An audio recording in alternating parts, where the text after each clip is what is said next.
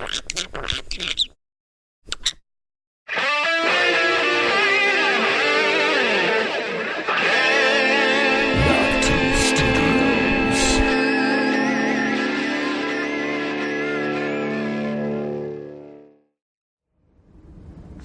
world hadn't seen a dragon in centuries until my children were born. The Dothraki hadn't crossed the sea. Any sea. They did for me. I was born to rule the Seven Kingdoms. And I will. You'll be rolling over a graveyard if we don't defeat the Night King. Keeping the torch lit through the long night, it's Game of Microphones. With Lord Sterling, Sir Duncan, and Lady Rachel of House Fox. Good morrow, common folk and red priests and priestesses, and welcome to Game of Microphones. I'm Lord Sterling, Sir Duncan, guardian of the Mystic Sphere. I'm Lady Rachel of House Fox, keeper of the secret cornerstone. And this is episode 105. On this episode of our series Rewatch, we're covering Game of Thrones, Season 7, Episode 3, The Queen's Justice. And in case you're not already aware, this series Rewatch is from the perspective of someone who's current on the show. That means you've seen up through Season 7. If not, there's still time to drink a cup of poisoned wine and confess your darkest sin to the brother/lover of the evil monster woman who burned your house to the ground, so you don't have to hear these spoilers. Warning. Spoiler alert. Spoiler alert. Who drank the cup of poisoned wine? Olenna. Oh, that's Who drank the cup of poisoned wine? I was like, wait. It was like the very last scene. So many things happen in this episode too. Like oh my God, we're at a breakneck pace in season 7 on Game of Thrones for sure. Seriously. Like John's and on Game of Microphones. Yeah, definitely. John's already at Dragonstone, for instance. Like, he just left last episode, so that's huge. He teleported. Yeah. What's your number 5? You want to start with yours? Yeah. My number 5 is actually Euron Greyjoy in the throne room, presenting his gifts. And I'm not really a fan of Euron Greyjoy. I think I've said that a few times. Yeah, I think so. But I actually like him in this scene, and I like his banter with Cersei. I like it with Jaime. Oh my God, Cersei's dress. Yeah, with those spiky shoulders. Insane. I'm like, don't go hugging her. She's going to poke your eye out. Seriously, that thing is nuts. Loved it. She looks amazing. I mean, I can't stand Cersei as a character, but my goodness, her outfits, even when she's talking to the guy from the Iron Bank, she has a different dress on. Oh yeah, Tycho Nestoris. I missed it, that scene. I didn't notice. Yeah, so this dress that she has on in the throne room is like her whole like chest area, like her collarbone area, and her shoulders are covered in the spikes. Yeah, sparkling spikes. Yeah, like I almost want to say they look like dragon glass. Like they sparkle like the way the dragon glass does. And then in the scene with the dude from Bravos, it's just on her shoulders. Oh, I didn't realize she was wearing a different dress in this scene. Yeah, so we start this particular scene with Cersei. She's sitting up in the throne room, and they're all clapping as Euron brings the prisoners down the aisle. A grand procession as the murderer of Myrcella is paraded into the Red Keep. And we see that Ilaria is looking pretty rough. So is her daughter. And so is Yara. Oh, yeah. They're all looking pretty rugged, for sure. Euron is very pleased with himself and, please accept this gift on behalf of all of your loyal subjects in the Iron Islands. And I'm like, really? Yeah, loyal subjects, my ass. I don't think any of you are loyal. So he continues, like, what other man could give you justice for your murdered daughter? And Ilaria just looks so pissed off. And Ilaria looks up at Cersei and she spits on the floor. And Cersei looks like she's about ready to like freaking beat the shit out of her. When I saw Cersei in this scene, I thought that she looked like she was just in total ecstasy. Like this person who killed her daughter has been finally delivered right there in front of her. And she just wants to just rip her to shreds, tear her to bloody ribbons. She can't wait to get her hands around that neck. Yeah, totally. Exactly. So Cersei looks over at Euron and basically tells him, you know, you're a true friend of the crown and you're going to get what your heart's desire is, because we know at this point that Euron wants to marry her. Although he has said he wants to marry Dany. Yes. And Jaime is not looking very pleased about this whole situation. Oh, hell no. He's so pissed. So I love how Cersei does this to Euron, though. She says that basically I'm going to marry you when the war is won. So he's not getting what he wants until he remains loyal to her throughout the entire war. Hilarious. He's like a dog chasing a hot dog on a string or something. I'm just hoping that Euron stays far away from Dany, because we know that she's what he really desires. And she gave her whole speech to Jon. A little later we'll get to it, but she talks about like being raped and being defiled and all this stuff. And I'm just like, oh God, that's the type of shit that I could see happening with Euron again. So just keep her away from Euron. Yeah, that was a super intense moment of Dany, like how she perceives her, history of becoming where, getting to where she is now. Yeah, for sure. Using words like rape and defile. It's pretty intense. Yeah. Yeah.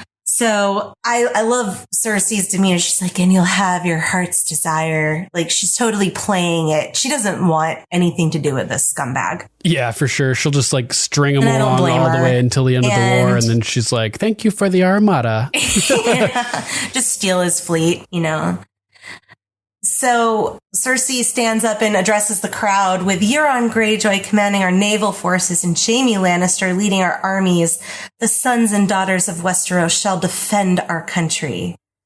And everyone starts cheering, and I love Jaime here because Euron is all about this. He's like, the love of the people, there's nothing like it. And he goes, these same people were like spitting on Cersei a week ago. Yeah, totally. And like throwing shit on her. So they'll turn on you like in an instant. Sorry, I snapped when I did that. Oh, that's all right. That's fine. So Euron is just a psychopath. I think they actually kind of make a good couple, just not for like the Iron Throne, because they're both just batshit crazy. Batshit crazy. So we asked Jaime for some advice, and Jamie's like, advice? Does she like it gentle or rough? A finger in the bum? Oh my God. It made me think of one of my friends from college. He would say, I've got me finger stuck in me bum. Oh my God. I don't know why it just made me think of that.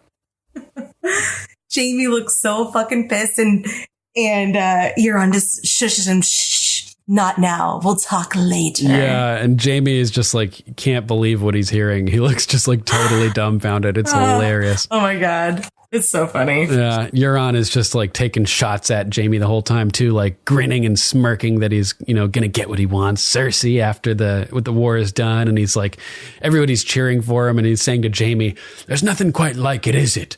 The love of the people. I suppose you wouldn't know." And shot at Jaime's honor because the Kingslayer. Yeah, exactly. And he says, "If you turn on us, they'll cheer to see your head mounted on a spike."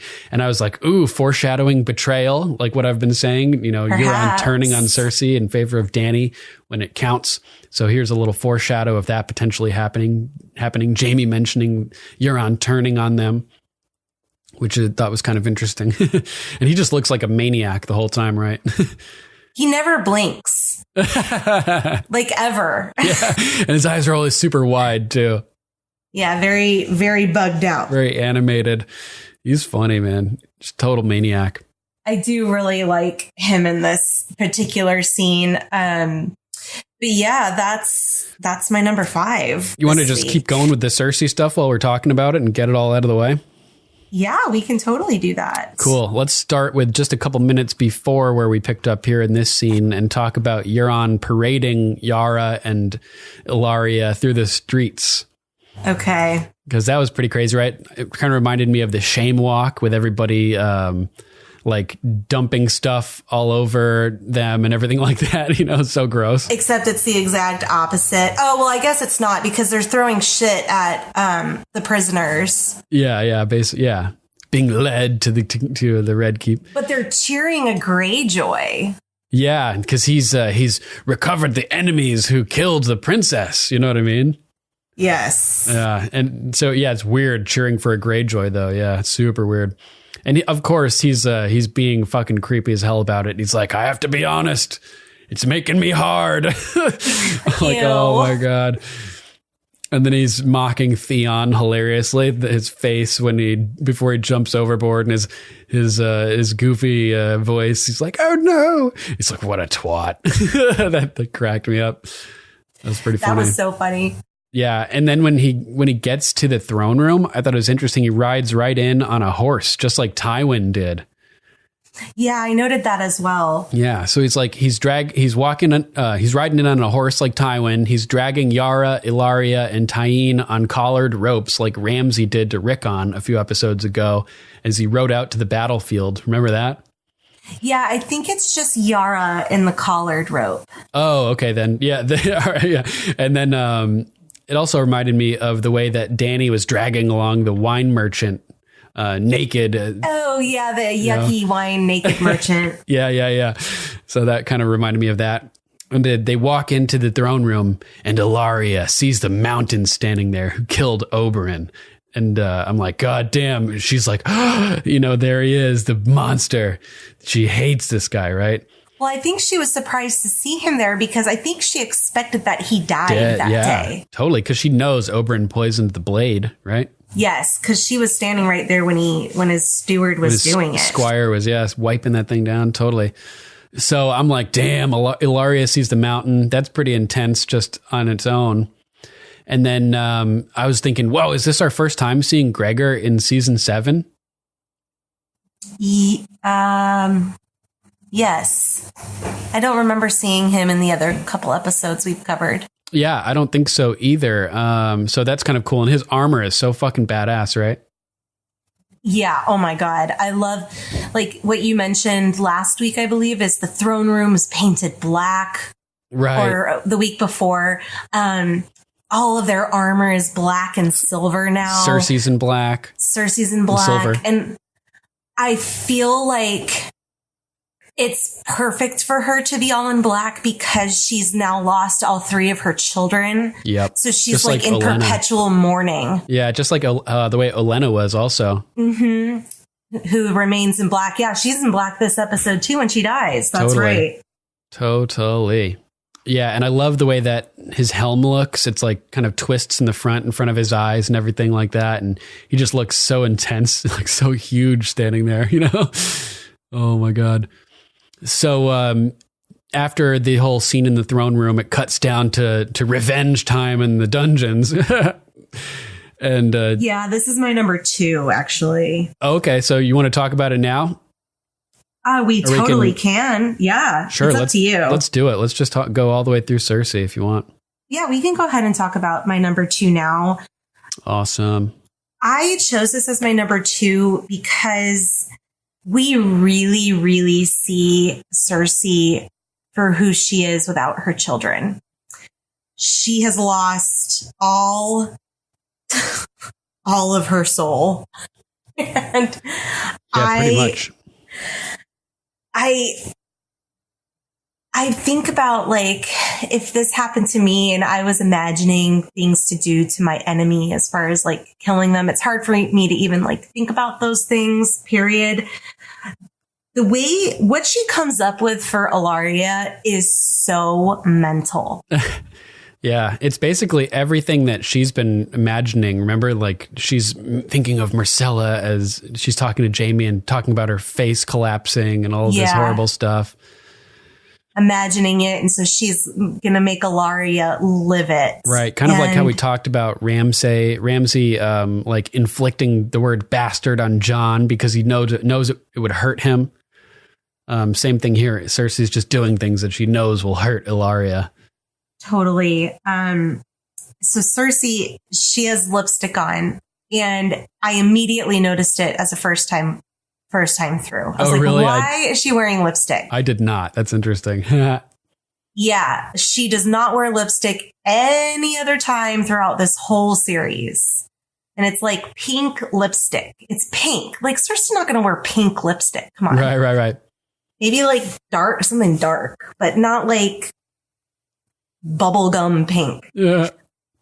So I immediately knew something was up, but I did not make the mental connection as a first time watcher that Ilaria also, I remembered that Ilaria had lipstick on, or I noticed Ilaria had lipstick on as a first time viewer of that episode.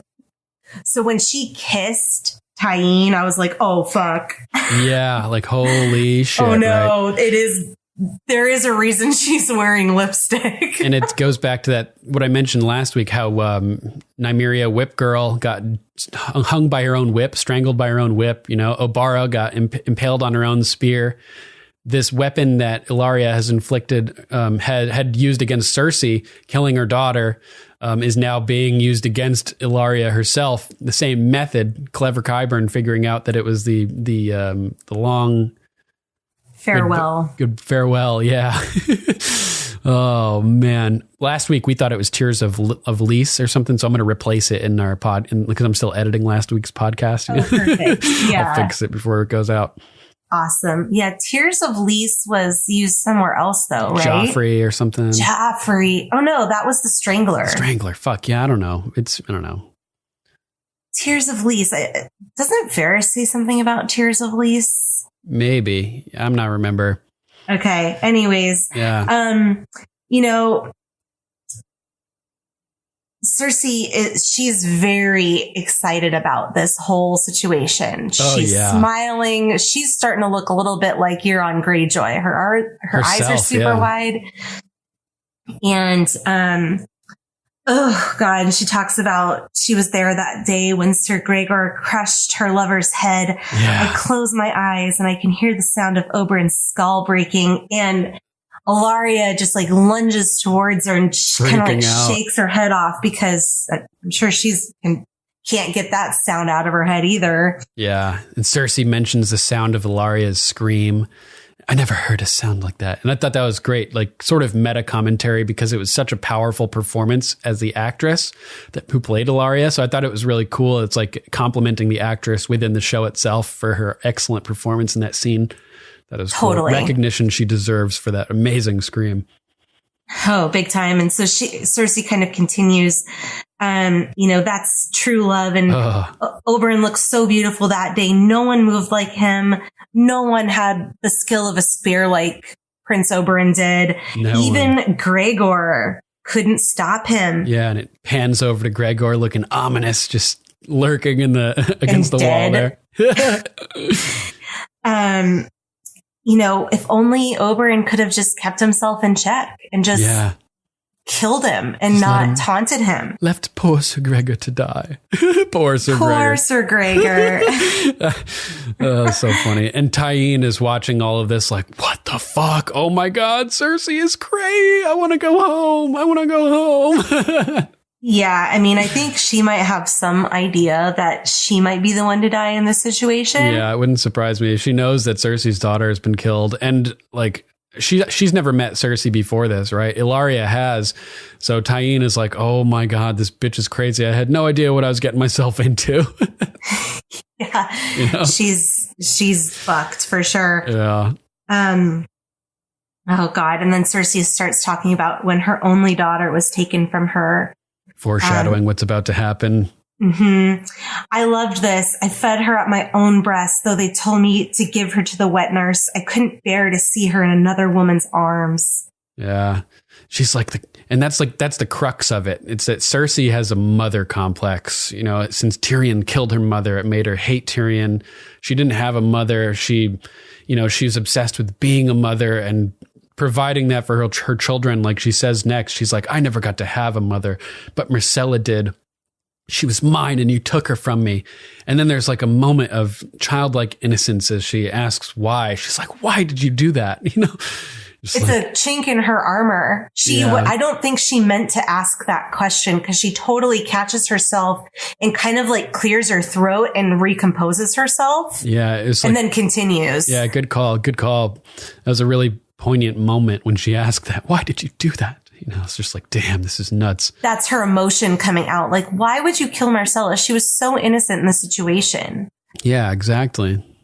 And this, you know, to my point, it doesn't matter. She caught herself. She's like, it doesn't matter why you did it. The fact is that you've done it. And now I have you here and your daughter is right across from you. And the way she said that, it doesn't matter now. It reminded me of the Hound last week burying, you know, the bodies. And remember, before he buries them, Beric asks, how do you think it happened? Right. And he's like, it doesn't matter now. Oh, yeah, that's right. Same type thing. They're both just trying to block it out and not think about it and not think about any role they played in it or, you know, things like that. But yeah, Cersei's like, you can't imagine how it feels to lose a daughter unless you've lost a child. And that was like the first clue of what her plan was, you know, like, you're going to know what it feels like. It's like, God damn. I know. And she walks over to Tyene and she's talking about how beautiful Tyene is. And she really is so beautiful. This actress, you know, she has these big eyes and they're just like welded with tears at the moment. She has like those pillowy lips. She's like just gorgeous and perfect Dornish beauty, as Cersei says. Yes. And Cersei continues, I imagine she's your favorite. Now, I had a question with this because I know that they're a little bit more expanded on in the books. Does Ellaria have more children with Oberyn? Yeah, actually, in the books, Ellaria Sand has 4 different children. Elia Sand, Obella Sand, Doria Sand, and Loreza Sand. And Tyene is actually the bastard child of Oberyn and Asepta in the books. Okay. That's what I was kind of thinking because in the show, Tyene is Ellaria's only daughter or only child that we are introduced to. Yeah. So, and there's never really mentioned that she has more. Here, Cersei kind of implies that she has other kids because she's like, I imagine she's your favorite, right? Yeah, we're not supposed to, but still, we're only human. We love who we love. And that's what Ellaria had said to Jaime in Dorne. Remember when she tells him that, like, I know you're into incest, basically. We wouldn't judge you for that down here. We're only human. We love who we love. That's right. Yeah, I forgot about that. Crazy that Cersei is, like, saying that to her now. The tide has turned. You know, the table has turned. Now she's the prisoner as opposed to Jaime. Yeah. And so Ellaria is like trying to get a sentence out. Yeah, desperately. I'm sorry. I can't understand you. The gag makes things difficult to understand. It must be very frustrating. Yeah. So brutal. Oh, damn. So then Cersei kind of continues about making choices. That she chose to murder Cersei's daughter. You must have felt powerful after you made that choice. Oh, and she's so brutal. Oh my God. Do you feel powerful now? This is when it transitions to the bizarre and we start to learn how deranged Cersei really is. Exactly. And just how far she's willing to take it and how gone she is. Lays at night thinking about ways to kill her enemies. Yeah. She goes, I don't sleep very well. Not at all, really. Yeah. I lie in bed and I stare at the canopy and imagine ways of killing my enemies. Oh my goodness. And we know that Ellaria is kind of at the top of her list because Ellaria killed her only daughter and she was totally innocent. I mean, Joffrey was a total cunt. Tommen was totally Cersei's fault and she refuses to deal with that. So, you know, that fact at this part of the show. But Ellaria single-handedly took out her daughter. Yup. She has someone to blame for that death. Like, I know she blames Tyrion for killing Joffrey, but I think her mom. And her mom. But I think deep and down, her dad. Cersei. Well, that was a true one, but the first two about Tyrion, it's more of just like out of frustration because she knows that there were a lot of people that hated Joffrey. Anyone could have done it. It wasn't an even accident. Tyrion, it's like someone else did do it. That's true. And then, killing their mother. Well, that's total innocence. It's baby's not at fault for that. Totally. So Ilaria has been maybe, I think, a target of all of Cersei's children's deaths in a way, because Cersei can't process the other two or find someone to truly blame for them other than, herself in a way. But Ilaria killed her daughter. She did it. So personally, like she can point the finger and she can blame this one on her. So she goes on, thinking about crushing her skull the way Sir Gregor crushed Oberyn's. It's too fast, though. It's way too fast. It's too fast a way to go. You know what that reminded me of? That scene from The Dark Knight where the Joker's like, I don't know why I use a knife. Guns are too quick. You can't savor all the little emotions. Emotions. That's like totally where Cersei's going here. She just like wants to savor Ilaria dying and suffering and, just be too fast to crush her head and just end it that quickly. It's very Joker-esque. So I think this was an intentional like reference to the Joker potentially. And it just also shows you like what a mad dog Cersei is at this point. Totally. So she continues, well, that's too fast, but I thought about having him crush her daughter's skull. But the thought of this lovely face cracking open like a duck egg, it's just not right. I was like, oh my God. What a description. And Cersei's like over touching Tyenne's face and she looks over at Ilaria and she gets this, like you said, kind of like look of ecstasy and she's about ready to, finally get the revenge, and she grabs Tyenne's face and plants a big kiss on her lips. Oh my God. And Tyene knows immediately too. She's like, Mama. Oh my God. Remember last episode? Mama. A little different in this context. Mama. Oh my God. And so then enters Qyburn. Has he been standing there the whole time? I don't know. Who knows? Creepy Qyburn. I feel like he wasn't there and then disappeared, but I think he might be standing next to Sir Gregor the whole time. I can't remember. You are underestimating his sneakiness. I fear you're underestimating the sneakiness, sir. Yeah, so they're both crying and Qyburn walks over and hands her a cloth and she wipes off her lipstick just like Ilaria did. Yep. And then the vial, and all the while, Ilaria is like falling to her knees, watching her daughter. She has these massive tears in her eyes. Yeah, both of their eyes are so wet. Ilaria and Tyene, and Cersei just casually drinks the antidote. Yes. Qyburn is the cleverest man I know. Clever enough to learn what poison you used to murder Marcella. And Qyburn's like, yep, the long farewell. Yep, that's the one. And Cersei, I don't know if she already knows the answers to this question. How long does the poison take? Well, it's difficult to say, Your Grace. Hours, days, it depends on the subject's constitution. But death is certain. Oh, yes, Your Grace. Quite certain. So they're just freaking out. And then this is where we see Cersei's like total fuckery. I mean, her, like Ramsay sociopathy, this just is sadistic. So horrible. I mean, like, okay, watch her die. Okay. But you're going to watch her rot. You're going to live out the rest of your days here. Yeah, I'm not going to kill you. Yeah, she's like, you're going to experience the horror that I've been imagining about Marcella, but you're actually going to see it. Yeah, and live out the rest of your days here. That means that Cersei has no intention on killing Ilaria. Right, she'll be there for decades. Ever. I wonder if Ilaria will ever be freed. Like both after Cersei gets like killed or something, Laria and Septa Unella are both like freed from the black cells or something. Do you think Septa Unella is still alive? I don't know, man.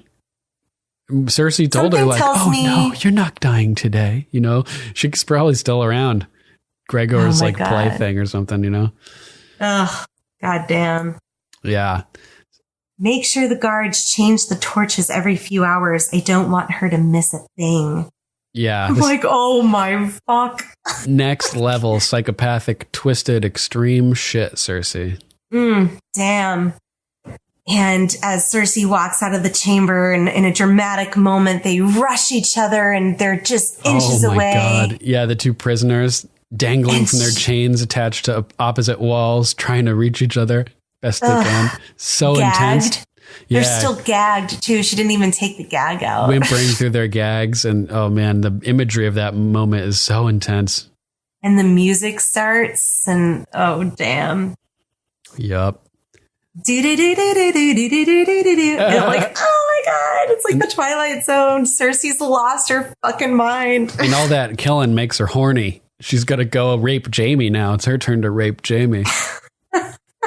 Remember in the Sept over Joffrey's dead body? She was like, no, don't. And now Jaime's like, no, don't. She's totally switches it on Jaime here. I thought it was very interesting in Jaime's quarters.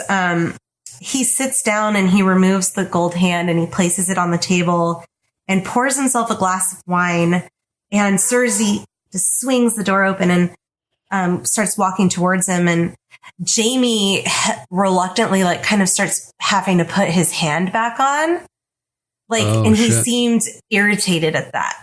That's interesting. Yeah, there's little cracks in Jaime's affection for Cersei at this point. We're starting to see that, you know, like he's annoyed by her a little as she comes in. All these people are telling him like, you know, she'll be the death of you. Like she's horrible, etc. Eventually he's going to realize that he's totally brainwashed and the brainwashing is going to break and he's going to go, as we see. I always equate him taking his hand off and having to put it back on as the way a woman feels when she takes off her bra at the end of the day. And then if she has to like go back out to the store, it's like, damn it. That's hilarious. To like put this back on. That's so funny. I'm not the only woman that thinks that way, I'm sure. But yeah, for sure. That's the feeling I think that comes across Jaime's face. It's like, fuck, this thing is uncomfortable. It's at the end of the day. I can't wait to take it off.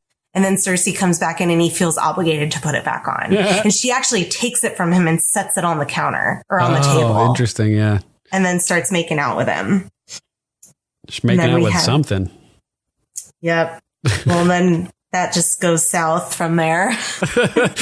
Oh, man. Metaphorically speaking. Then we cut to the morning and there's a knock at the door and Cersei's twin handmaiden is out there. And Jaime's like, you cannot have anyone seeing us like this. And she's like, what are you talking about? I am the queen. I can do whatever the fuck I want. It's good to be the queen, right? It's good to be the king. This is why, I want to be the queen. Mel Brooks. And he's kind of like embarrassed, I think. Jaime? Yeah. At first he is, but then I think it's like, he's like relieved, like, oh, we can do whatever we want now. Once the door closes and the handmaiden leaves and everything's fine, a wave of relief seems to like pass over his face. And this is the handmaiden who's been in the series the whole time, basically. She's the one that narked out Tyrion and Shay. Yep. She's the one whose hair has been mimicking Cersei the whole time. She also narked out Sansa. She also narked out Sansa when she got her period. Damn. Yeah, that's right.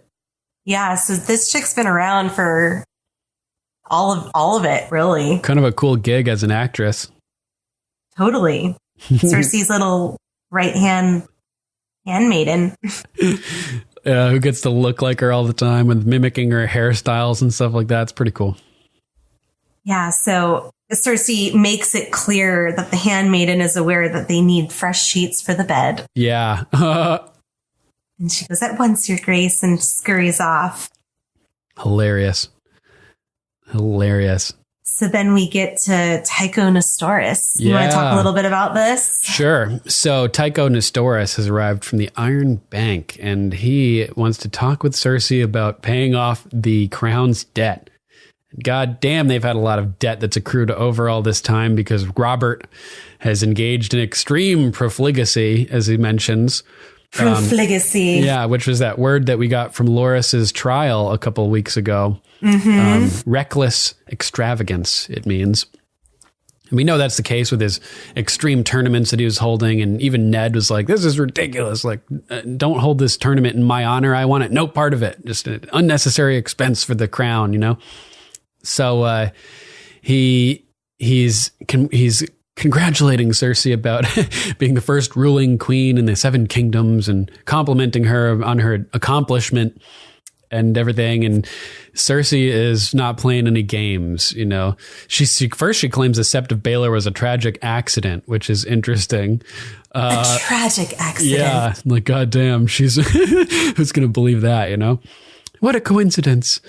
And and then she's basically playing the Tywin angle. She's like being very Tywin. She just gets right to the point. And Tycho's like, oh, your father never minced words either. Right.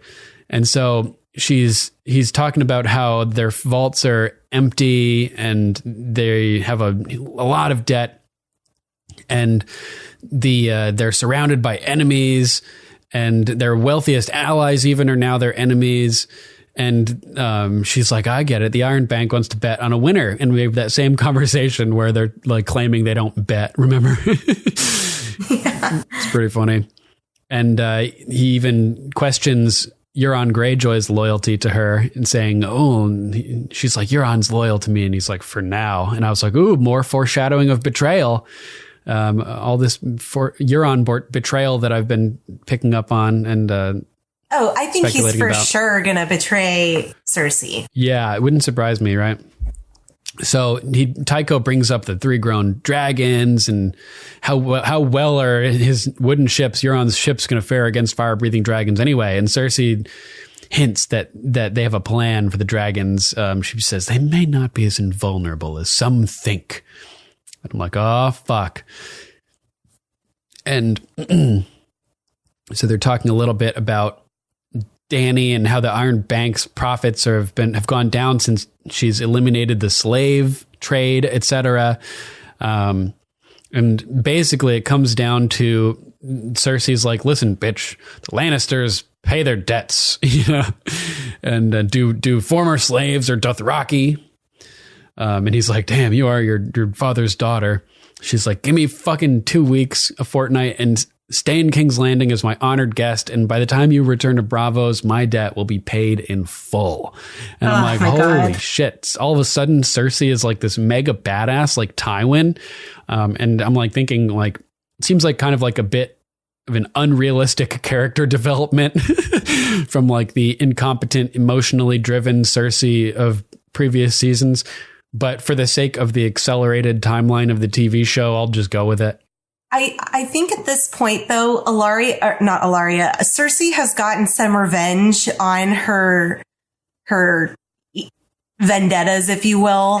So she's calmed down a little bit? No, I think she's confident because she finally got like rewarded for staying up all night thinking about.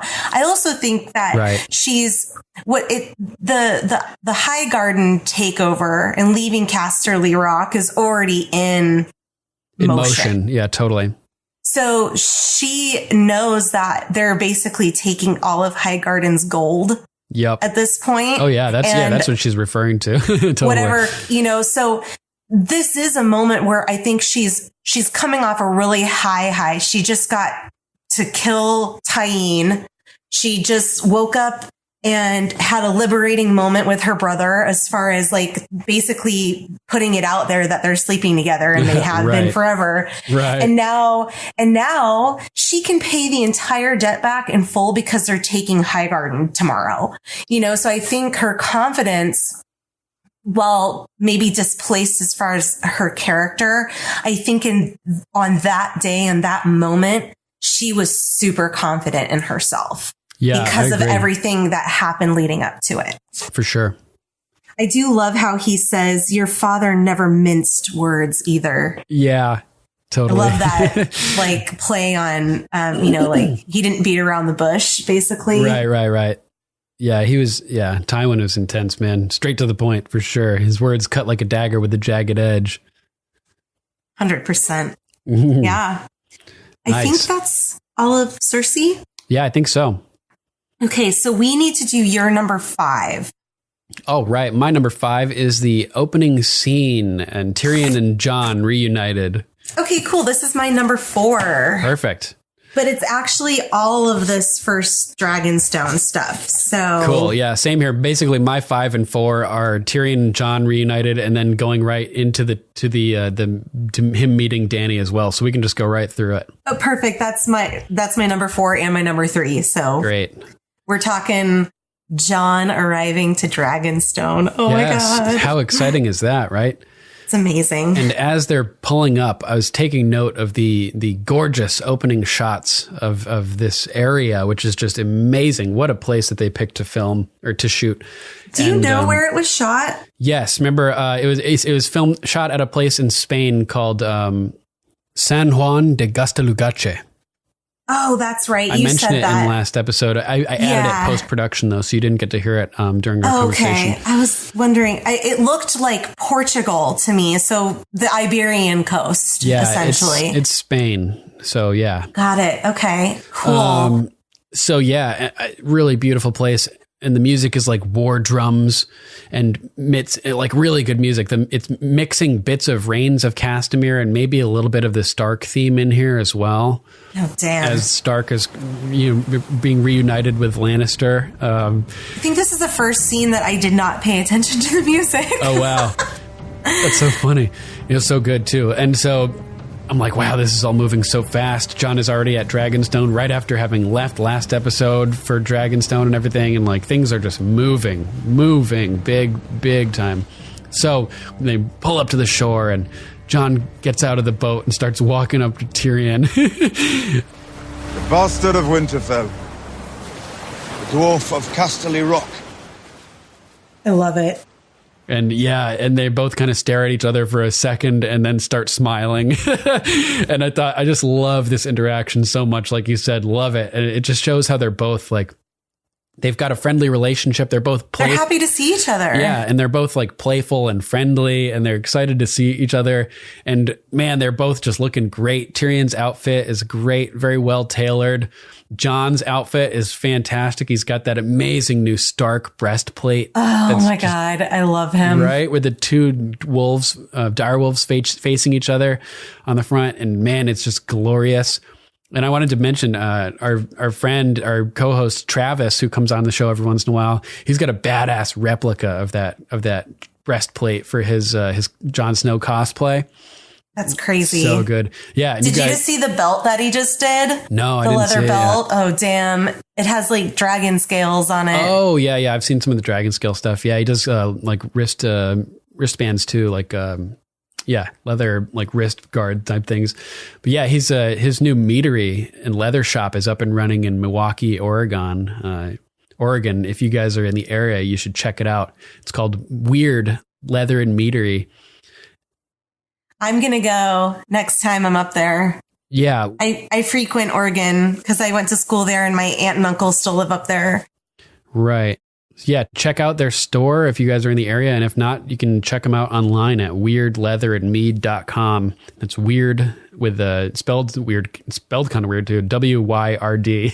weirdleatherandmead.com. Check them out. He has some amazing stuff. Yeah. Very talented. We should get him back on here soon. Yeah, he's going to come on for season 8 too with the actor from the show who shot. Oh, that's right. Yeah. Oh, we didn't. I don't think we've talked about that on the podcast yet. We should mention it. We're start building hype now. We're going to have for an episode in season 8. There's a big battle that was shot over 60 days. It's going to be the longest battle in cinematic history of consecutive fighting, and there's an actor who shot that battle. Named John Fay.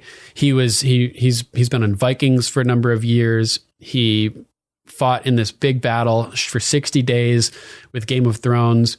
Holy shit. Yeah, so he's going to be on our show after the big battle this year, and we'll get some inside information about shooting it, stories from on set, and like sort of an inside perspective for that. So it's looking forward to that. It's going to be really exciting. I think the listeners should probably love it.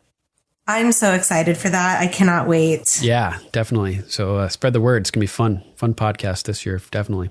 Nice. So you were pissing off the edge last time I saw you. Yeah, they're talking about how the last time they saw each other was on top of the wall. And Jon says to him, you picked up some scars along the road. And I thought that was cool because it shows that he's showing concern for Tyrion, that he cares about him, right? And Tyrion has a great response to, it's been a long road, but we're both still here. And Jon attests to that. He kind of nods like, yeah, I died and came back. Oh, man. And he has a scar on his face, too, from the eagle. Yeah, Orell's eagle, right. So this is kind of an awkward reuniting here as Tyrion meets Davos Seaworth for the first time. They introduce themselves to each other, and Tyrion says, the Onion Knight. And I like that because it's just such a cool nickname. It makes me think of Dark Souls. There's a great character in Dark Souls whose armor looks like an onion, which is great. Oh, nice. Onion Bro, they call him.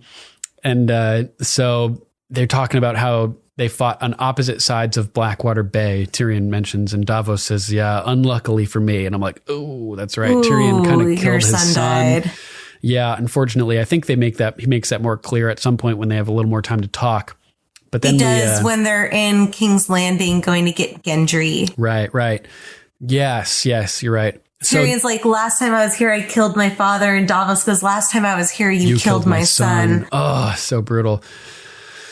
Oh, so next we get to have Missandei introduced as the Queen's most trusted advisor. And I thought that was nice to hear and very well deserved, as Missandei has been very loyal to her for the longest at this point. She's been with Dany longer than anybody else in her immediate current circle, which is pretty cool, except for some of the Dothraki, which she may have still retained some from her original time with Khal Drogo. So, Missandei is very diplomatic here, and it welcomes them to Dragonstone and tells them that the Queen knows it was a long journey and appreciates the effort that they've made on her behalf, which I thought was nice. It was pretty cool. But then things get really tense for a second as she says, if you wouldn't mind handing over your weapons. And Jon's men kind of stir a little bit, and Davos looks at him. They grab the hilts of their swords. Yeah. And Jon kind of like waves them down and glances back at them and reassures them that everything is still all right. And he's like, of course, that's fine. And they all hand over their weapons. And Jon gets to meet a Dothraki at this moment. This huge Dothraki guy comes over. Yeah, he seems to be like the number one Dothraki kind of army guy because he's also in the throne room. Yeah, definitely. Yeah, he's definitely an important guy in the Dothraki forces, for sure. So he kind of like looms over Jon. Like, yep. I could fucking rip your throat out in half a second, dude. Like, hand over that, and it's kind of blade. Yep. And it's kind of like an awkward interaction. And Tyrion is watching it and seems to be kind of aware of it. It's that whole like foreign forces thing all of a sudden in Westeros. Jon's first interaction is kind of, it feels kind of weird because there's this foreign queen coming from Meereen, and she's got these Dothraki troops doing her bidding, and it feels like an invasion. You know what I mean? And Jon makes that more clear later on. So the Dothrakis pick up their boat and start carrying it away. I know. I was like, what the fuck? Right. And I'm like, oh shit. And Jon's men again seem very nervous that the Dothraki are taking away their means of egress, their way to leave and escape. And Jon again hangs back for a second and waves them down and reassures them. And I'm just like, whoa, this is intense. And Jon is like really going out on a limb here. Like he's in danger big time. I do believe though that he truly trusts Tyrion. I do too. I think after the conversations that he's had with Sansa, who is married to Tyrion, who always showed her kindness no matter what was going on, Joffrey beating the crap out of her in the throne room. He was there to stop that. Right. And he makes a point to tell Jon that he never consummated the marriage in this episode too. It's like he cares about Jon and respects him, and he wants him to know that he respected Sansa as well and treated her properly. So even in this moment, which, I mean, we get that like in just a couple of seconds here, that conversation, but I think Jon knows that Tyrion would not like betray him like right off the bat, and I'm hoping that trust is not misplaced as we're kind of nervous about Tyrion in season 8. I know what feel more nervous towards Tyrion with Dany than Tyrion with Jon for some reason. I think once Tyrion finds out that Jon is the rightful heir to the Iron Throne, then everything could change. May cause him to maybe, like, if there is a uproar or a disconnect with him and Dany, I feel like he may flip over to Jon's cause. Interesting. If that happens, you know what I mean? Like, it's hard to place. He'd know that she has dragons. I don't see Tyrion going against the dragons. Maybe they die. Oh, maybe. But yeah, so they start walking away out of here and heading up towards the castle, and Davos wastes no time chatting up Missandei. He's like, I got to talk to this hottie. And so he goes up and asks her where she's from, and she tells him about Narth, and he's like, oh, I hear it's beautiful down there. Palm trees and butterflies. Butterflies. And she kind of smiles, and then he hangs back to meet up with Jon again. And he has a great line here, which I thought was hilarious. Right after interacting with Missandei, first thing he says to Jon is, this place has changed. He's like, beautiful women and friendly demeanors. It's like the whole new life has been breathed into Dragonstone. When he was here, it was dark and dreary, and Stannis was just brooding in the darkness all the time. And red priestesses were just like, hanging all over the place, just making the place all weird. Having sex on the table with Stannis. And it was drinking poison. Yeah, basically Dragonstone was dark and full of terrors, for that point for a while. Totally. People getting burned alive on the beaches. Yeah. So we get this amazing epic walkway scene here as they're walking up this amazing bridge, which is a real location. It's so cool. And this is when Tyrion brings up Sansa and how she's alive and well. And Jon, does she miss me terribly? Yeah, slightly awkward because he knows that Sansa didn't necessarily like him, and I think he's worried about what she may have told Jon. So this is why he brings up the information about how it was a sham marriage and it was unconsummated. Jon's like, he kind of reacts to the knowledge that he didn't defile Sansa. He's like, I didn't ask, And Tyrion's I don't want to know this shit. Yeah. He's like, well, it was. It wasn't. It was a sham marriage and it wasn't consummated. And he continues on to compliment Sansa further, which I liked. He's like, anyway, she's much smarter than she lets on.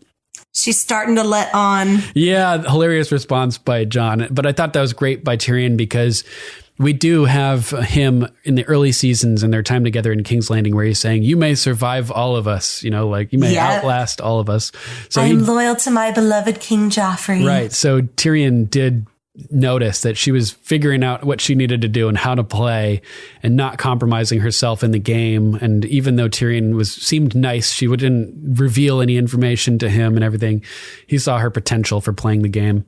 So I thought it was cool that that Tyrion is glad that Sansa is starting to become empowered. Jon says she's starting to let on, and Tyrion's like, good.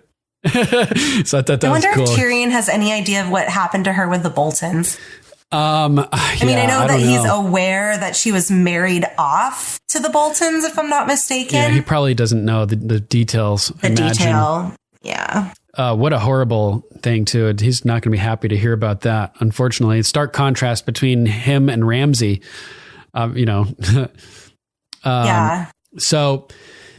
I'm really looking forward to Tyrion and Sansa being united. That's going to be very interesting. But Tyrion goes on here and says, at some point, I want to hear how a Night's Watch recruit became king in the North. And Jon says, as long as you tell me how a Lannister became hand to Daenerys Targaryen. And I thought this was cool. Like they want to catch up and they're like looking forward to talking. But at this moment, as they're talking about catching up like this, we get a gorgeous drone shot, and there's a drone flying near Jon and Tyrion, sort of giving us, it's like, first of all, this is a perspective we normally don't get. Drone shots flying around like this, like around people while they're doing stuff. No, not at all. Right. I loved it. So this shot serves a twofold purpose. One, it's showing off the amazing, incredible, unreal bridge location where they're shooting. Because I think it's a monastery. Gorgeous. It is, yes. Monastery of San Juan de Gastalugache. San Juan. And so, one, to show off the amazing location where they're filming, and two, the second purpose, hinting that there are dragons flying around, showing us a shot swooping past Jon and Tyrion, foreshadowing the imminent swoop of the dragon flying through. Was that Drogon that flew over Jon? I don't know. I was going to ask you. You're the one that is good at picking out the details. I had a hard time telling. I feel like it wasn't Drogon. Drogon's then I think dark, it was, right? I felt like it was pretty. I felt like it looked like kind of green. So maybe it was Viserion or Rhaegal. I think it might have been Rhaegal. If it was Rhaegal, that means it makes sense. I mean, that's the one that we speculate Jon will be riding, right? So Tyrion responds to Jon wanting to know how he became Dany's hand, and he says, well, it was a long and bloody tale. To be honest, I was drunk for most of it. And that was pretty classic. So Jon reveals that his people think he's a fool for coming here. And Tyrion's like, yeah, of course I do. If I was your hand, I would have told you, hell no, bro, don't go down there. That's insane. And even Tyrion knows that as a general rule of thumb, like he says, Stark men don't fare well when they travel south. No, they don't. Robb Stark most recently traveled south, died. Ned Stark traveled south, died. Before that, they're his grandfather and uncle. Yep, Rickard Stark and Brandon Stark, Ned's brother and father, rode south, met with Aerys, died. And that's one of the interesting parts too about this is when Jon gets up there and is in the throne room with Dany at Dragonstone here, it's the first time in like 20 years that a Stark has been in front of a Targaryen in the throne room. I mean, I know Jon's not a Stark, but he's essentially a Stark at this point. And at the last time it happened, that Stark was strung up and roasted alive in his armor over a fire. Well, while the other Stark strangled himself trying to save strangled him. Yeah. So goddamn, this is just like crazy. A lot of history, a lot of things to be nervous about. Right. And so totally. He's like, Stark men don't fare well when they travel south.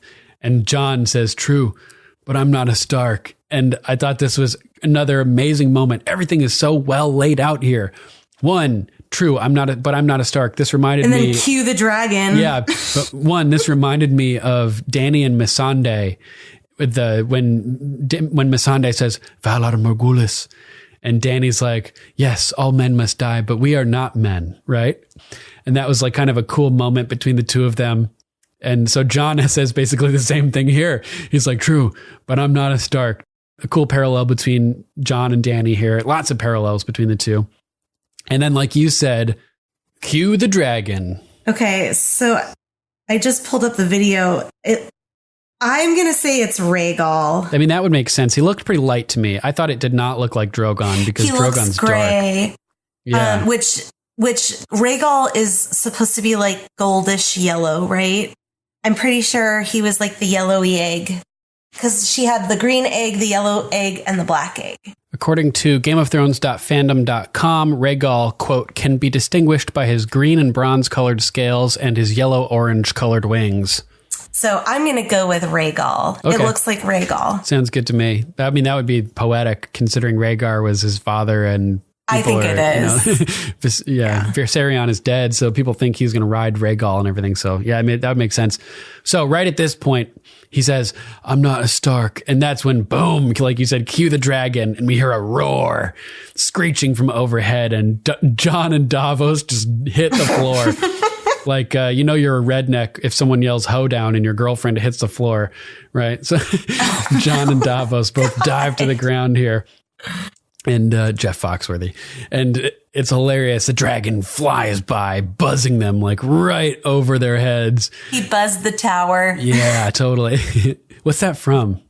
Top Gun. Okay. It buzzes them. And this is possibly another twofold purpose here. Like one, him saying, I'm not a Stark, and then being buzzed by dragons is no coincidence. That's the writers telling us Jon is a Targaryen, right? Yep. But then also, why is this dragon so attracted to Jon? Why is he flying down and buzzing Jon like this? Maybe he senses it. Right. Jon is a Targaryen. Maybe they can smell him and smell his Targaryen blood. Because that's what Drogon does when he smells Jon first and then allows him to touch him. Because he comes kind of like running up on him. when he finally lands, he runs up on Jon and then slows down and then smells his hand and then Jon touches him. Right. And there's a moment in the books where this guy, Brown Ben Plum, who claims to have a drop of dragon blood from his heritage from like hundreds of years ago or whatever. And he claims that that's why the dragons like him too. So interestingly, that could be a clue that he's a Targ by having the dragons be attracted to him, and one, flying and buzzing him here, and then two, being so friendly with him, allowing him to touch Drogon and whatnot in the future scene that we'll get to soon, like next episode or something. Yeah, there's definitely something there. Right. So Jon and Davos dive to the ground and on the bridge, and the dragon swoops by, Rhaegal will say. And Davos looks back up and Missandei is still standing. She's smirking. Yeah. Everyone's still standing. Yeah, great smirk. Beautiful look on her face. And her expression is priceless. She's saying, it's like, it says so many things. It's like, yeah, bitch, we got power. And then at the same time, she's like, nope, I'm not threatened by them. And like, this is just normal business for me. I don't know. I just thought it was really cool. Like, sometimes a look can say 1,000 words, and Missandei's look here is priceless for sure. I'd say you get used to them, but you never really do. Yeah, Tyrion. Gotta love Tyrion. And Jon is just mesmerized. He gets back up and is just watching as this dragon soars off and off into the distance and banks around Dragonstone. And Jon is just gazing in awe at it as it flies off. And I'm like, wow, this is just such a huge moment. Jon's first time seeing a dragon, like it was a big deal when Tyrion saw a dragon. Now Jon is seeing a dragon up close. It's just like, wow, this is so nuts. And it's crazy. So Tyrion says, come, their mother is waiting for you. And I was like, oh shit, because that's crazy. Like, the music is ominous, and I thought it was interesting. Obviously, she's known as the mother of dragons, but seeing the dragons and then saying their mother is waiting for you, that means, like, it's implying that obviously the mother tends to be more powerful than the children. You know what I mean? Mm-hmm. So it's saying, like, the big boss is waiting for you about Dany. But then also, it struck me as being very interesting how, although Dany has no biological children herself, she's constantly referred to as a mother, whether it's being the mother of dragons or the mother of the people, Misa. Yeah, it's just really interesting to me that potentially the most motherly figure in the entire story doesn't have any true children of her own. And it's like ironic and like poetic. It's kind of poetic. Yeah. Exactly. So at this point, we get a gorgeous overhead shot looking directly downwards at the bridge that they're standing on. And you can see both sides of it. And this place that they filmed is just incredible. It's this tidal land bridge connecting this jutting island to the mainland. And the tide is out for this shot. And you can see the jagged surface of the stone where the water would be normally at a high tide. Oh, wow. I didn't know that. Yeah, it just looks like just like the rest of the island, like you'd imagine, like this crazy jagged stone and stuff. And it's just a beautiful location. Really, really cool. Well, I'll post some videos about the location on our Facebook page so we can all take a closer look at it. I want my new job to be a location scout locator. Yes. Yeah, that'd be so cool. It'd be really cool, especially for Game of Thrones. Just go to extravagant locations and like find the coolest places you possibly can. Yeah, I want to work on the biggest budget TV show of all times and go scout locations for it. Totally. So that wraps up my number 5, and then my number 4 is the same as your number 4, right? Going into your number 3, going into the throne room, right? You want to talk about that for a little bit? Yeah. First, though, we do get Melisandre and Varys up on the cliff. Sure. Yeah, we can mention that. So we get that shot of, seeing the bridge from above is Melisandre's viewpoint. Yep.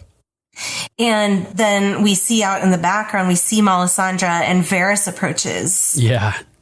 And Varys was like, I wonder why you weren't there to meet our guests. Yeah, something ain't right. Yeah, you asked us to summon the king in the north and you don't want to see him. Like, there's something very fishy about that. And she goes, I've done my part. I've brought ice and fire together. Wow. I was like, oh my God. Huge part indeed, right? Damn. Yeah, but Varys is kind of calling her out on it. He goes, yeah, but you spoke really highly of him and you didn't really want to go say hi to him. Like, you don't seem like a bashful person to me. Right. Like, what the hell's going on here? My time whispering in the ears of kings has come to an end. And Varys is like, oh, I doubt fuck that shit. This is interesting. He's like, give us common folk one taste of power. We're like the lion who tasted man. Nothing is ever so sweet again. And I was thinking, ooh, man, Sir Patrick definitely took note of that. It's ominous. Is he referring to himself here or just commoners in general? Is he secretly power hungry personally? He's talking about commoners being power hungry, right? So, I mean, we do see him in earlier seasons kind of go at it with Littlefinger in front of the throne room. Yeah, I remember they're talking about what each other wants, and Littlefinger implies that he wants the throne, but he asks Varys what he wants, and does Varys look over at the throne as well? I can't remember. He does. It's just silently, without saying anything, he looks at the throne. So it may be hinting that Varys has an endgame plan for himself to take the throne. Perhaps. I mean, maybe if something goes terribly wrong with Dany, he has a backup. Or, I mean, like, you know, maybe he'll... Or she's a stepping stone to his power. He could be using her and have some plan to try to take out the dragons or something. I don't know. Collateral damage. Yeah, it's interesting. Yeah, so she admits it that she did not part on good terms with the king in the north or his advisor. And I'm like, wow, she's actually being honest about that. That's pretty interesting, right? And he even asks her, and she admits it. She goes, "I made some terrible mistakes, and I would be a really big distraction if I stayed." Yep. So, and so she said she's going to go to Volantis. Yeah. Varys is like, it's probably good. If you don't mind my saying, I don't think you should even come back here. I'm not sure you'd be safe. Kind of a threat. And I'm thinking to myself, Varys, you should know better than to speak to red priestesses like this by now. After Kinvara and what she said to you, come on, dude. Show a little bit of caution around these freaks, right? I will return, dear spider, one last time. My lady. I have to die in this strange country. Just like you. I was like, oh my God. And he looks freaked out yet again. These red priests and priestesses, they seem to know entirely too much about his birth, his rebirth, you could say, when he was castrated, and about his death, apparently, too. They know entirely too much. Isn't there some theories out there that he could possibly be an offshoot of a Targaryen? There is. People speculate that he may be a Blackfire and that he may keep his head bald to disguise his hair color the way that Egg does in the Duncan Egg novellas. Yeah, it is a theory, and in the books as well. There's a lot more to it that makes it quite a viable theory, actually. So, yeah, interesting. Okay, yeah, very interesting. So yeah, he's terrified. I don't know much about this. that, but I knew that there was a theory out there. Yeah, very interesting. Very interesting. I don't want to spoil too much of it in here, though. Sure. I don't really know anything about it, so I can't. I'm looking forward to hearing your reaction. So, again, Varys is stunned silent by a red priestess. And he's like, what the fuck? Like, why? And I'm wondering, why do they know so much about Varys? He must be important, too. Like you said, maybe he could be an offshoot of Targaryens or... That's where that comment that thought kind of came from, right. Is... Maybe they know that he has a major role to play in this as well. Right. Like his genitals were used in blood magic with some crazy sorcerer. Why were they valuable enough to use in blood magic? Does he have royal blood that would be valuable for blood magic? Is it the sacrifice of innocence and youth that gives like the blood magic, even if it's not royal blood? Like, I don't know. Yeah, does he have king's blood? I don't know, man. So ominous red woman music is playing, and Varys is like, what the fucking fuck? He's like, I hate those red priestesses. Ugh. Right? And she just walks away and leaves him alone, and he just looks super nervous. Yeah, I would be nervous. Fuck yeah. Crazy ass red priestess. Telling me I'm going to die in this country. Yeah. Like, what do you know about my death, ho? Can you please just like give me the full story? Yeah, it's fucked. Yeah. So they're always just tormenting him, and he should know better than to prod at them. Hopefully he learned. So, on to the throne room next, right?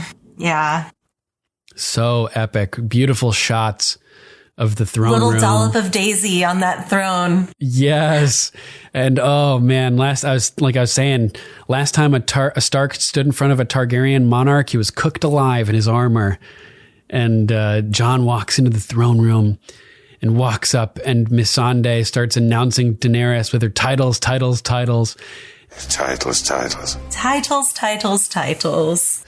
the damn titles. And Missandei seems a little bit more authoritative with her pronouncements than usual. It's like she's putting on a bit of a show for the King in the North, you know? I have to agree. Right? She's like really like the breaker of chains. Yeah. I'm like, damn. But before we get to all that, Jon walks in and we get a shot. Still, like the camera is standing still, and Jon and Davos both walk up and approach the camera. Their gaze is fixed into the past the camera as they approach. And Jon, it looks like he's already in love. Like he sees Dany sitting up there. He almost like stops walking. Yeah, his jaw is slightly dropped. His eyes are wide, and he's just like, oh my God. It's like that moment when Phoebe Cates steps out of the pool in Fast Times at Ridgemont High. Oh, yeah. And everyone is just like, their jaws just drop, you know? Yeah.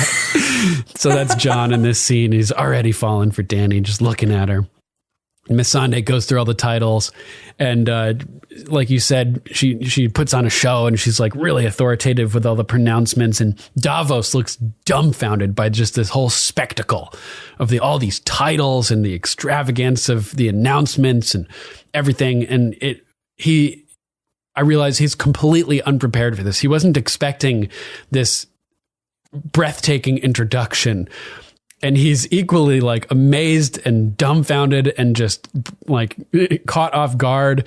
And Jon turns to him like, "You gonna announce me?" And he's like, "Oh, this is Jon Snow," and it's like doesn't even know what to say because he doesn't have like a response. King of the North. Yeah, he doesn't have like titles like this prepared to respond. This is Jon Snow. And so his eyes dart back and forth really quickly, and he's like, "He's the King in the North." He's King in the North. And Tyrion smirks to himself. And I thought this was funny, Tyrion's reaction here. I think that Tyrion appreciates the stark nature of Jon's introduction, you could say. It's very true to Stark character. No pomp, not a show, just plain simple and true.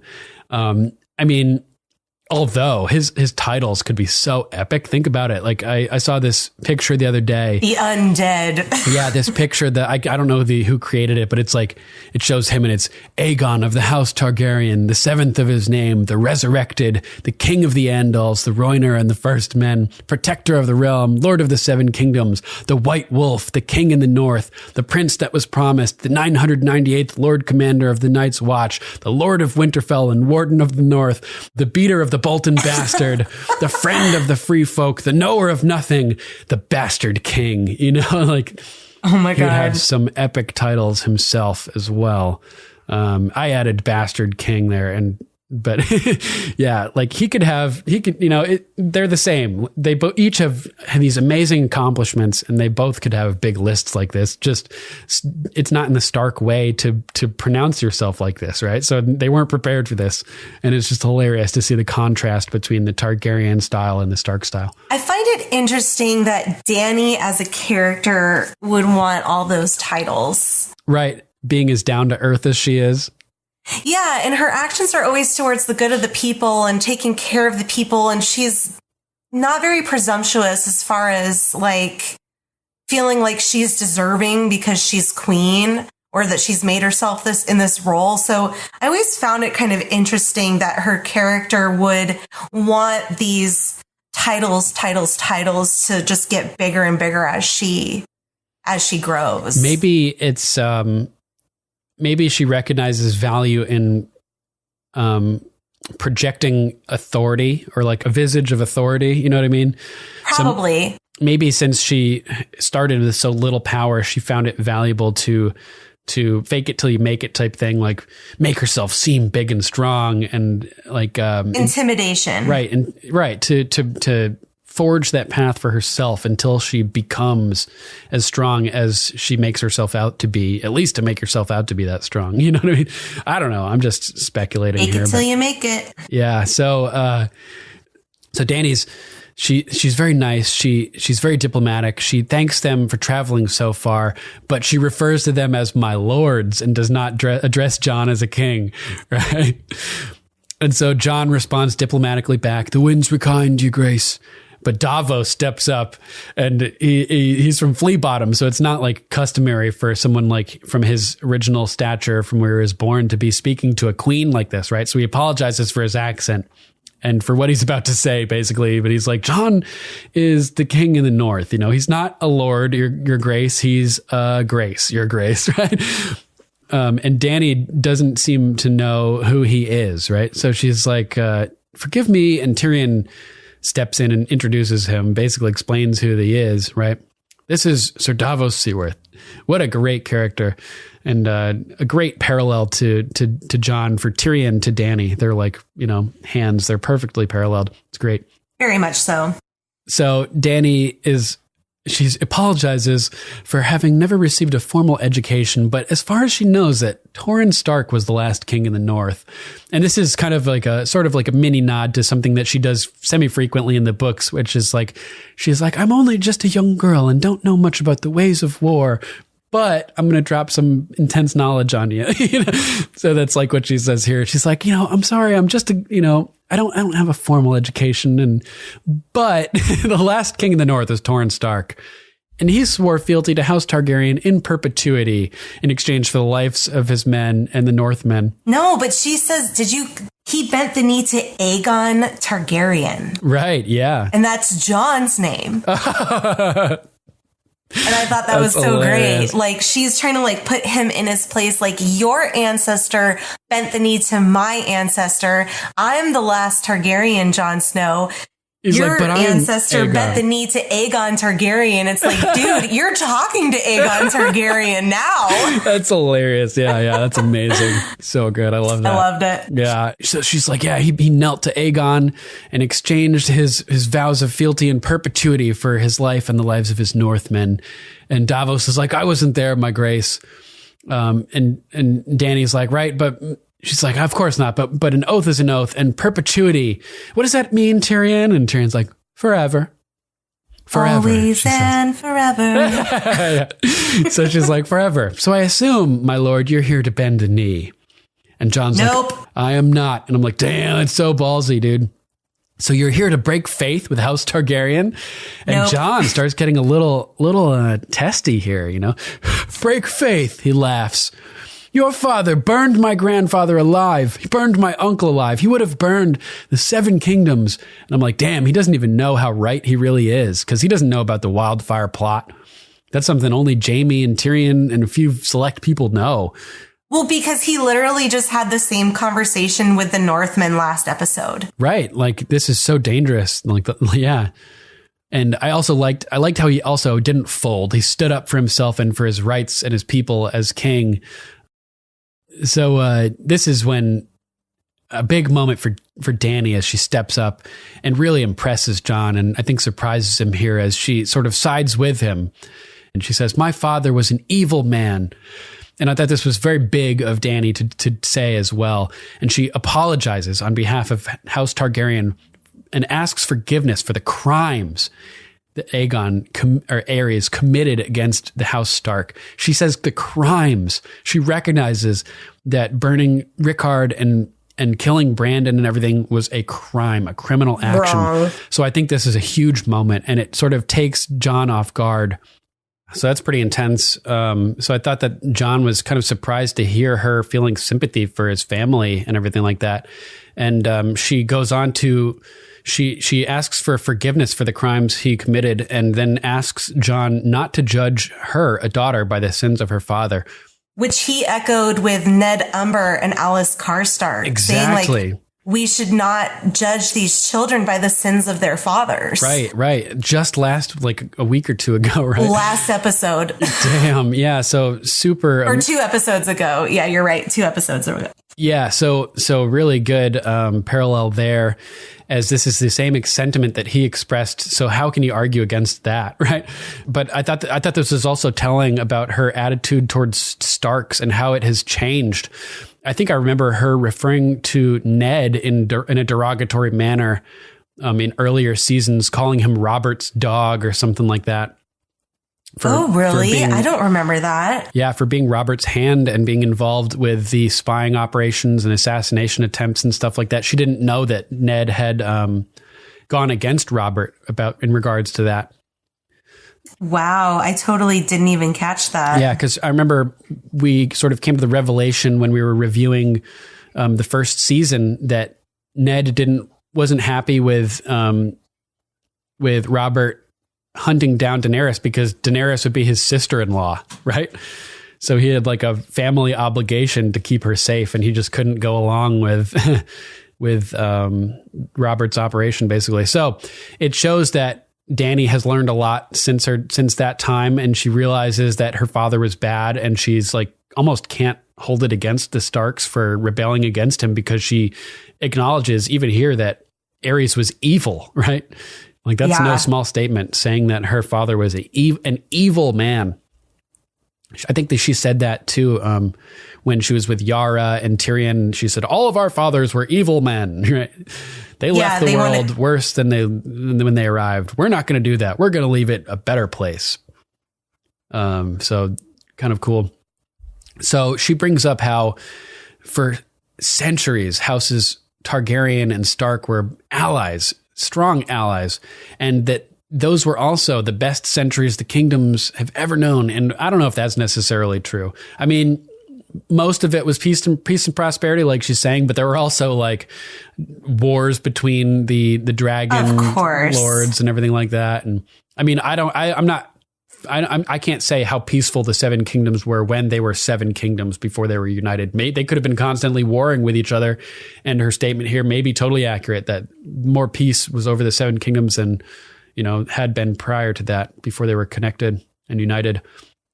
So she says, for those centuries, there was a Targaryen sitting on the Iron Throne and a Stark serving as Warden of the North. And she says, I am the last Targaryen, Jon Snow. And I'm like, nope. And interestingly, also following her logic here, talking about pledges and lines of succession, how she's the last Targaryen and the rightful heir. If she's true to her inclination to make decisions based on these type of things, lineage. Yeah. Then she says, honor the pledge your ancestor made to mine. If she's all about these pledges and stuff, bend the knee, then she would have to acknowledge Jon as being the rightful heir if she finds out the truth about Jon. If she believes it to be true. Yeah, that's true. She may not believe it. Right. Yeah. She could be like, this is just fucking bullshit. Bran's making this shit up. But Bran then again would be like, when you were 13, you like something happened to your pet dragonfly. You know what I mean? And Dany would be like, oh my God, he knows everything. It's true. Jon really is my nephew. Is that it? Nephew? Yeah, nephew. Yes. So he is her nephew. She's like, honor the pledge, bend the knee, and I'll name you Warden of the North. Together we can save this galaxy from those who would destroy it. And I thought that it was interesting. It reminded me how Jaime won over Randall Tarley with the promises of making him Warden of the West. Or Warden of the West? Yeah. So that was interesting. And I'm hoping that even though Jon declines her for now, that last sentence that Dany says will remain true. Together, we will save this country from those who would destroy it. Hopefully that happens, So this is where Jon flips it on her. He's like, you're right. You're not guilty of your father's crime, and I'm not beholden to my ancestors' vows. And I'm like, damn, best turnaround possible. And Dany must recognize the wisdom in this as it mirrors her own plea perfectly. Don't judge me for my father. And he's like, well, don't judge me and my actions based on my ancestors and their vows, Snap. Yeah, they can't, make promises for future generations. So I'm like, damn, game of words, like you like to say, is going hard in this bitch right now. And they're like going back and forth. And Dany's smile slowly fades. And she's like, well, why the hell are you here then if you're not going to bend the knee? And she's starting to get agitated too. And Jon's like, at this point, he's like, because I need your help and you need mine. And this is when it like starts to get serious. And she's like, did you see the dragons flying overhead when you got here? All the Dothraki who have sworn to kill for me. John's like, they're hard to miss. Yeah, this is why I need your help. Yeah, exactly.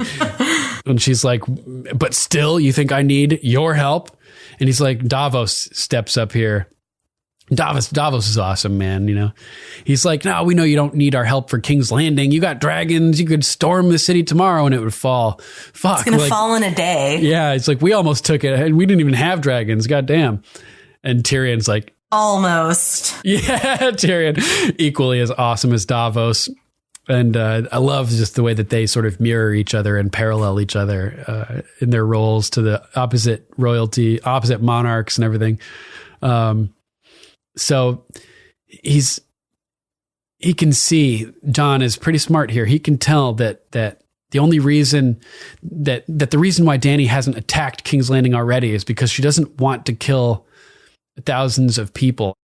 And at the very least, this means that she's better than Cersei, which is hilarious.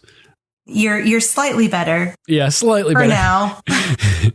And Dany's like, what the fuck? She's like, still, that doesn't explain why I need your help. And John is he's so terrible at getting his point across here. He's like, right now, you and I and everyone else, we're basically children screaming that the rules aren't fair. And Dany's like, you told me you liked this man, Tyrion. And in the time since he's met me, he's refused to call me queen. He's refused to bow. And now he's calling me a child. And I'm laughing my ass off. And Tyrion's like, I believe he's calling us all children, your grace. A figure of speech. A metaphor. And John's like, everyone will die before winter is over if we don't defeat the enemy in the north. And I'm like, God damn it, John. Like, what the fuck does that even mean? Like, you're bringing this up with no explanation or no disclaimer. Like, not the best way to describe the situation here. Sort of the same thing when he was describing the way Mance Rayder died. He's just like, I killed him. You know, it's like, no, you need context. And I think it's just his descriptions in general. Cause like when Sam asks him about like what it's sex. Like being with a woman, he's just not very like expressive with words. Right. So luckily he's got Davos, because Dany's like, as far as I can see, you're the enemy in the north. And this is when John goes over the deep end too. Like, he's like, I'm not your enemy. And he pauses to brace himself to build his confidence for the big reveal. And he's like, the dead are the enemy. And I'm like, what? And everybody's the like, dead. Yeah, everybody pauses. And yeah, like Dany's just like, what? And looks over at Tyrion. Is this another figure of speech? Yeah. And John is just like, the army of the dead is on the march. And I'm like, oh my God, dude, like you need to explain, like all of a sudden the army of the dead, like you need to have some type of lead into this, you know? And Tyrion's like, the army of the dead. And I love John here. Yeah. What did he say? What did you like? He goes, you don't know me well, my lord, but do you think I'm a liar or a madman?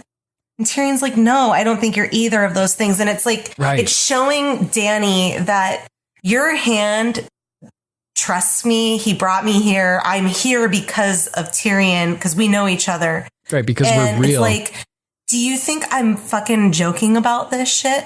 Like, why? We just had that conversation walking up the long passageway that the entire North thinks I'm crazy for being here. Right. This is why I'm here. This is why I came. And this is this moment where he gets serious. He's like, you think I'm joking around? He's like, the army of the dead is real.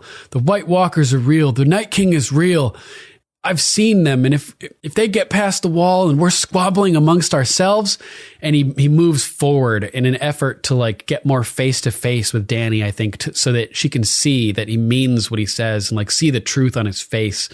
And the second he starts walking, the Dothraki like step and forward. He's like, okay. Yeah, and he pauses, and it's so intense as everything's paused for a moment. And then the camera zooms in close on Dany, and she starts talking about how she was born here, but doesn't remember it. And she stands up. And I think that when John moved forward, Dany recognized that John wanted to get closer. And she's decided to allow it, but by taking control of the proximity herself as she now starts to approach him. And I'm like, damn, it's epic. Again, with like kind of the intimidation factor. Yeah. And showing that she's she's not like scared to approach him. You know what I mean? Quite frankly, I mean, I love that throne at Dragonstone. She looks very small on it. That's hilarious. Like a dollop, you said, the dollop of Daisy. Yeah, I immediately noticed that, like, as watching it the first time, I was like, wow, she looks like really tiny right there. And that's not her character. She didn't look that way in Marine to me, in the pyramid. Yeah, she's just sitting on a little bench, right? She doesn't look that way to me when she sits on Drogon, but she's like just sitting there. And there's something like, she reminds me of like a child. Right. Like, she's very still. She's not moving. There's this giant, it's very cold in there. It's very dark. Giant expanse of a room and nobody's around her. She's just by herself. A just little like dollop of Daisy. Yeah. Yeah, totally. So I think this is her moment. Like she does when she gets up off the throne and gets into proximity with Jon. I think he feels that. I think that's partially why, I mean, I'm totally 100% in agreement with you that when he sees her for the first time, he's taken aback because he's attracted to her. So beautiful. But I also think she's just like this little woman sitting up there. He's not necessarily intimidated by her or anything like that. Yeah, she's the mother of dragons. Like there's dragons flying he's scared overhead. of the dragons for sure. And it's like, then you just see Dany sitting there and it's kind of like... I don't want to say lackluster because she isn't lackluster, but it was kind of like this is the mother of dragons, this tiny little girl, basically. This little there was person. kind of like a deflation there, and then like all of her titles, and I think Jon kind of dismisses them a little bit because of that. And then when I'll let you talk about this, but when she gets up close to him, he feels her power. He feels her strength, and that all washes away. I didn't feel like he felt lackluster about her at all. I felt like he was like... No, as an audience, for me, as a viewer, it was kind of like a lackluster. Like, she looks really like kind of small there. Like, I wanted her to look super powerful and strong, and she didn't for me. I didn't perceive that Jon didn't necessarily think she was like super powerful or anything like off the bat. But I can see why you could imagine that for sure. Or interpret that way. But yeah, Dany's monologue here is amazing as she approaches Jon. She's talking about fleeing from Robert's assassins, and she brings up Ned and she asks, Robert was your dad's best friend, right? I wonder if your father knew his best friend sent assassins to murder a baby girl in her crib. Yep, and he tried to stop him. Right, but not only about, well, that's when she was an adult, but she's asking about when she was a baby girl in her crib. And we don't know about it then, but we do know that Robert was attacking, like trying to kill all the Targaryens. And we know that Ned knew that and hid Jon because of it. I would bet that after the Tower of Joy and realizing that that the Targaryens are Ned's family, that Robert's insistence on hunting down and killing the Targaryens is a major reason why Ned did not remain in King's Landing with Robert to help him rule. And was very reluctant to take the hand of the king position in the first place. Right. Yeah. He seems to have distanced himself from Robert after this in order to protect Jon. And so I just thought it was interesting because she's asking, you think Ned knew his best friend sent assassins to murder a baby in her crib? And not only do I think that Ned knew that Robert was trying to kill the Targaryens, but I think that she would kind of be just amazed at knowing how much he sacrificed to prevent Robert from being able to kill the remaining Targaryens, including Jon, who's standing right in front of her. Yep. So that was pretty interesting. She says, not that it matters now, of course, kind of like the Hound and kind of like Cersei, talking about how it doesn't matter these things that have happened in the past. But she's talking about how she's spent her life everywhere in foreign lands and all these people have tried to kill her. So many people, she can't even remember all of them, and how all these horrible things have happened to her, how she's been sold and chained and defiled and raped and betrayed and exiled.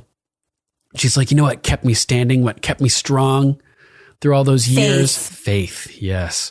Not faith in gods, not faith in myths or legends, faith in myself, in Daenerys Targaryen. And she pauses and the camera cuts to Jon, and she's like pretty close to him at this point, and Jon is fucking mesmerized by her. He's just like completely mesmerized. Who is this person? Yeah, like just blown away.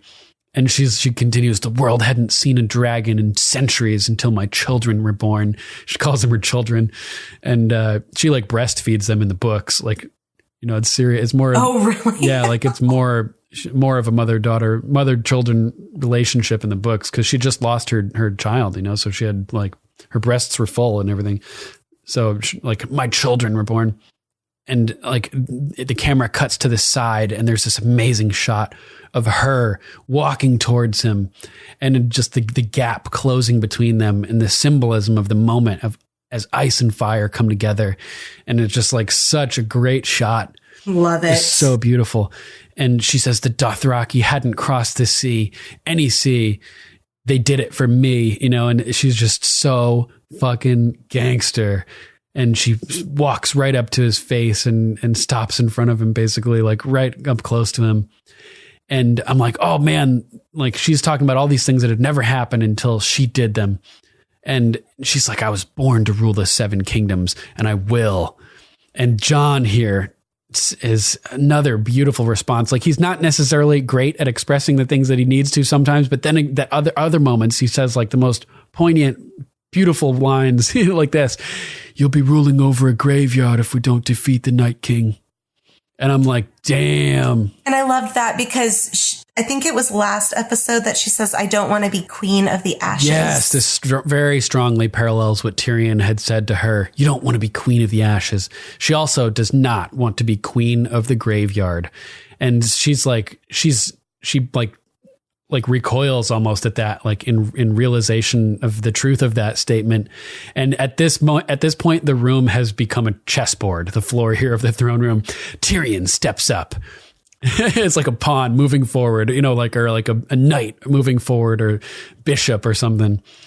And he starts to speak. The war against my sister has already begun. You can't expect us to halt hostilities and join you in fighting in whatever you saw beyond the wall. And he has a good point. Like, without any proof, Jon can't expect them to stop what they're doing already and go north on the whim of, like, you know, on the promise of some guy who none of them know, basically. So then in response, Jon's bishop moves forward. Davos steps up, and you don't believe him. I understand that. Sounds like nonsense. Craziness. Yeah.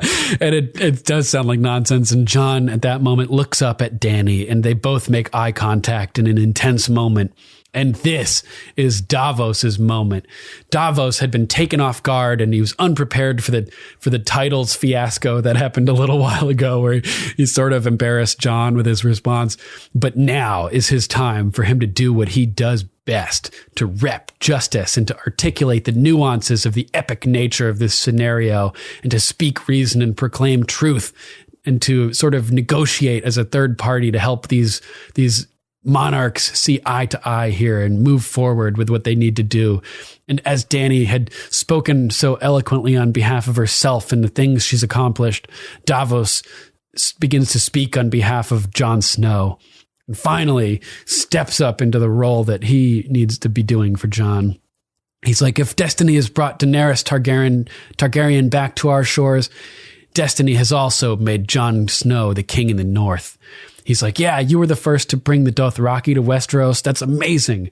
But Jon was the first to make allies with the wildling and the Northmen, to influence the Northmen to accept the wildlings as people and let them through the wall and integrate into the northern community. And not kill them. Right. That's huge. It's like unheard of. Just like never happened. Yeah. The Dothraki have never crossed the sea. The wildlings have never crossed the wall, you know, and come in like as a people and integrated into Westerosi society.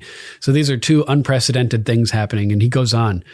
Jon was named Lord Commander of the Night's Watch as a recruit, basically, as someone who just joined after stepping through the ranks and proving himself so rapidly that he won the loyalty of these men. He was named King in the North, not because of his birthright. And it cuts to Jon Snow at this moment, and he's looking down at the floor with his eyes almost closed, in that way that he sort of looks when he hears people talking about him, and he starts to think about his destiny and his obligation and what he has to do, even though he doesn't want to, as we learn later. He doesn't enjoy what he's good at. As you know, as he says, he gets this look like, oh, like where he's, you know, realizing the gravity on him, and he can feel the weight of it all. And Davos continues. It feels very heavy. Yeah, you can see the weight on him. And Davos is like, he has no birthright. He's a damn bastard. All those hard sons of bitches in the North chose him as their leader because they believe in him. And Dany glances over at Jon at this moment and starts to realize who Jon is, because she didn't have any fucking idea who he was before Davos started talking to these, like telling these intense truths about Jon as well. Yeah, she has no idea what's been going on in the North. Right. I mean, she literally just got there like a day ago. Right. And she's realizing now that Jon is also like a figure of great import, like in the way that she is doing these unprecedented things. There's a lot of similarities. Right. And it's even like, we even find out that Jon may have done something supernatural like she has. The miracles that she's accomplished, something happened with Jon, as we learn here.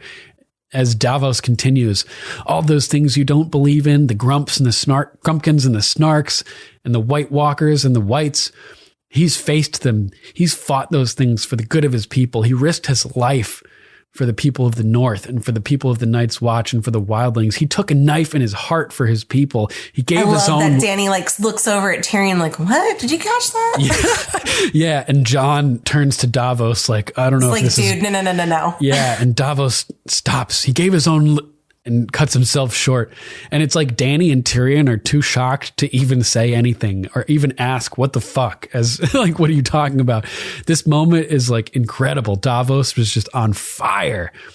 And I also think because Jon, I'm not sure that Jon really knows a lot about like Dany's like walking out of like fiery buildings and pyres and stuff. Yeah. I mean the dragons are magic and they hatched from stone. So we know that he knows that Dany has some. And it's in her title that she's the unburnt. But true. What does that mean? Their words are fire and blood. So I mean, the unburnt like could just be like kind of metaphorically right. Yeah, he doesn't know necessarily the story to all these titles. He's just hearing the proclamations of the results. I think maybe if he knew that she had like walked out of a fire twice, maybe he would have like allowed Davos to continue. Maybe. Because it's both magical, although it puts them on par. Although it's Jon Snow and he's kind of like close to the chest. True. The chest where he got stabbed. Haha, good one. so Davos changes tactics or changes courses with his monologue here, and says, if we don't put aside our enmities and band together, we will die. And then it doesn't matter whose skeleton sits on the Iron Throne. And oh my God, dude, that line was so epic. It doesn't matter whose skeleton sits on the throne. And Tyrion's like, well, if it doesn't matter, you might as well kneel. It takes no time to bend the knee. Hilarious. Yeah, Jon starts getting like aggravated at this point. Tyrion's like, swear your allegiance, help her defeat my sister, and together our armies will protect the North. And Jon's like, there's no time for that. No time for any of this. While we stand here debating. And that's when Tyrion interjects, it takes no time to bend the knee. Pledge your sword to her cause. And Jon's like, this now he like kind of goes off. He's getting pissed. And he's like, why would I do that? Like, I don't mean any offense, but I don't know who the hell you are. As far as I can tell, your only claim rests entirely on your father's name. And my dad fought to overthrow your dad.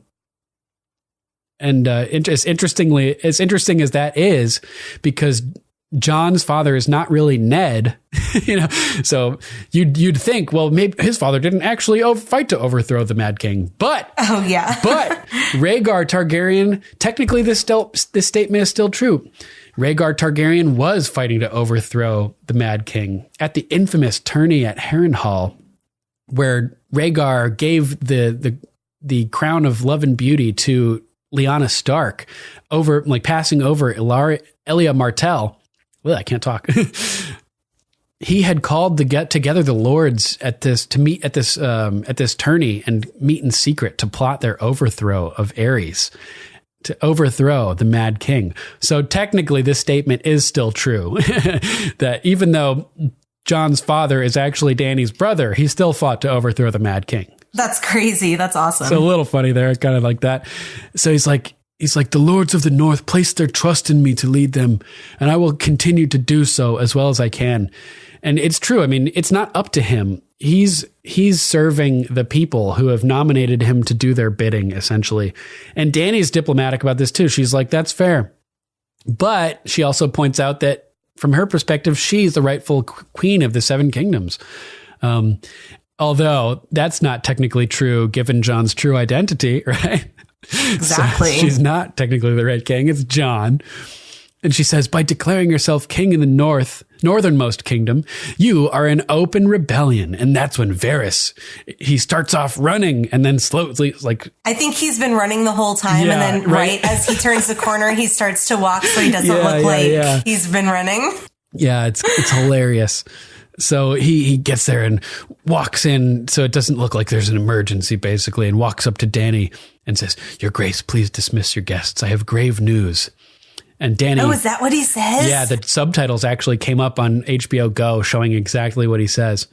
So Dany says she basically apologizes and asks them to forgive her manners, but she needs to take care of some business, basically. And she says, well, you must be tired. We'll have baths drawn and supper sent to your rooms. And Jon asks the poignant question of the moment, right? Am I your prisoner?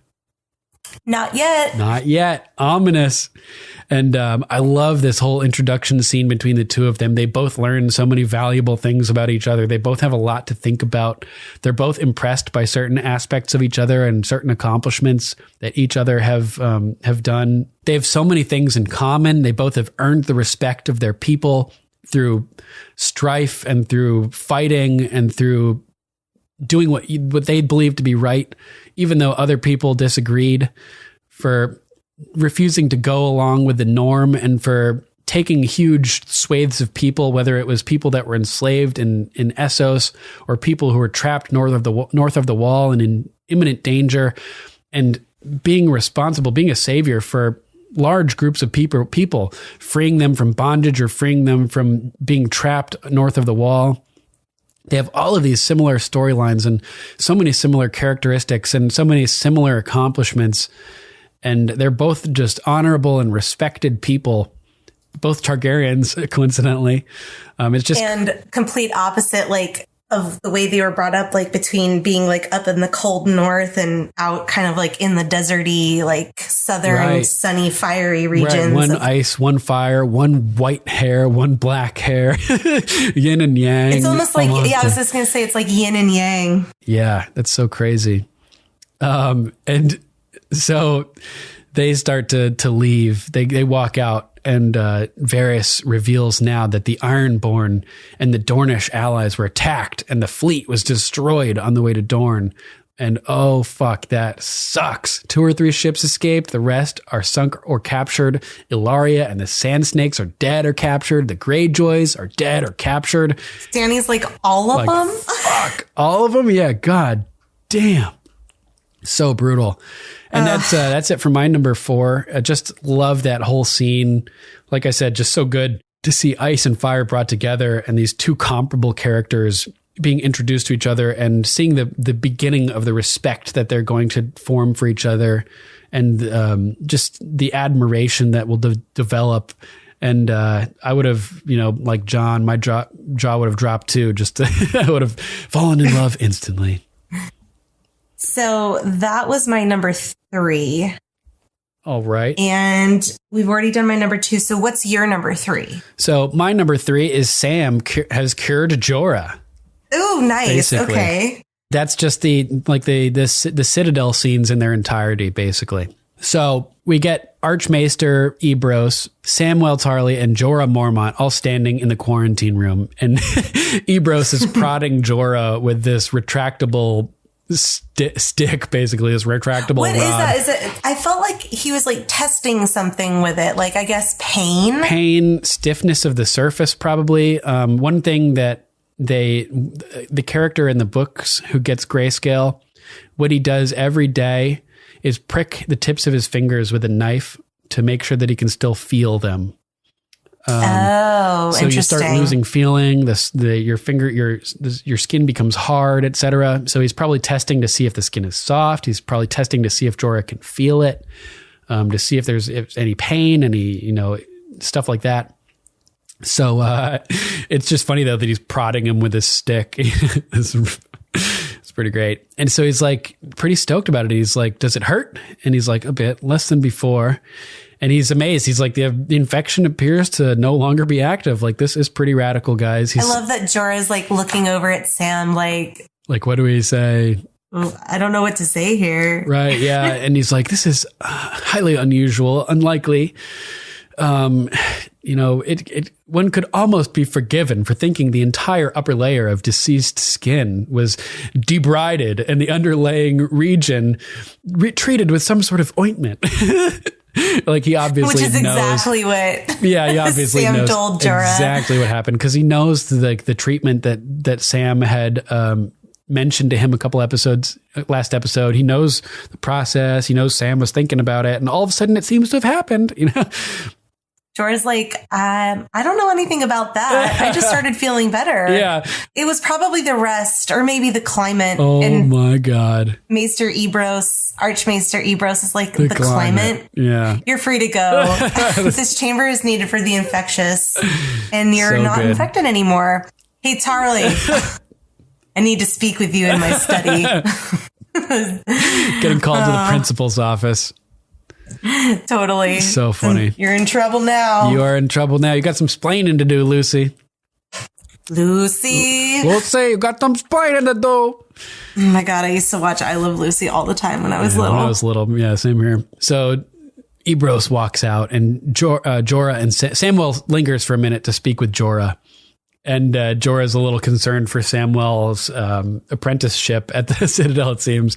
But Samwell's like, it is what it is. I'm happy that I helped you. Like, it was worth it, basically, And he asks Jorah, where will he go? And Jorah has a great little monologue here. Great prose. I surrendered to the sickness the moment I first saw it. I knew it would kill me, or I'd kill myself before it could. Daenerys Stormborn convinced me otherwise. The only place for me is with her. I owe my life to her and you. Great moment. Jorah's. I loved that. He's so good. I just love his voice and like he's his so sentiment. Sincere. Yeah, he's so sincere. And Samwell, turns it right back. He's like, your father saved me more than once. It's the least I could do. Truly. And the least. Like when he's falling behind in the line, coming back from the Fist of the First Men. And Rast wants to just leave him. Mm-hmm. And he's like, you're not going to die today. Yeah. And he makes sure that one of the knights, it's Rast that has to stay with him. You're not going to die today, Tarly. I forbid you from dying today, right? Mm-hmm. That's basically what Sam said to Jorah last episode, right? He's like, my name's Samwell Tarly, and you are not going to die tonight, Jorah Mormont. Yep, exactly. Just mirroring what Jorah said to Sam. Perfect. I didn't even realize that. So Jorah's like, perhaps our paths will cross again. And of course they're going to, I'm so excited for that.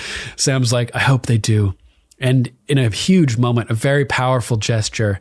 Yes. Oh my God. Sam, the first human contact that he's had since he got the grayscale, essentially. Yeah. He reaches out his hand to shake Jorah's hand. And Jorah hesitates for a moment. Samwell is confident in his own treatment here, man. Like, he's not worried he's going to get grayscale himself. It's pretty wild. So Jorah reaches out and shakes Sam's hand. And it's a really, really powerful moment.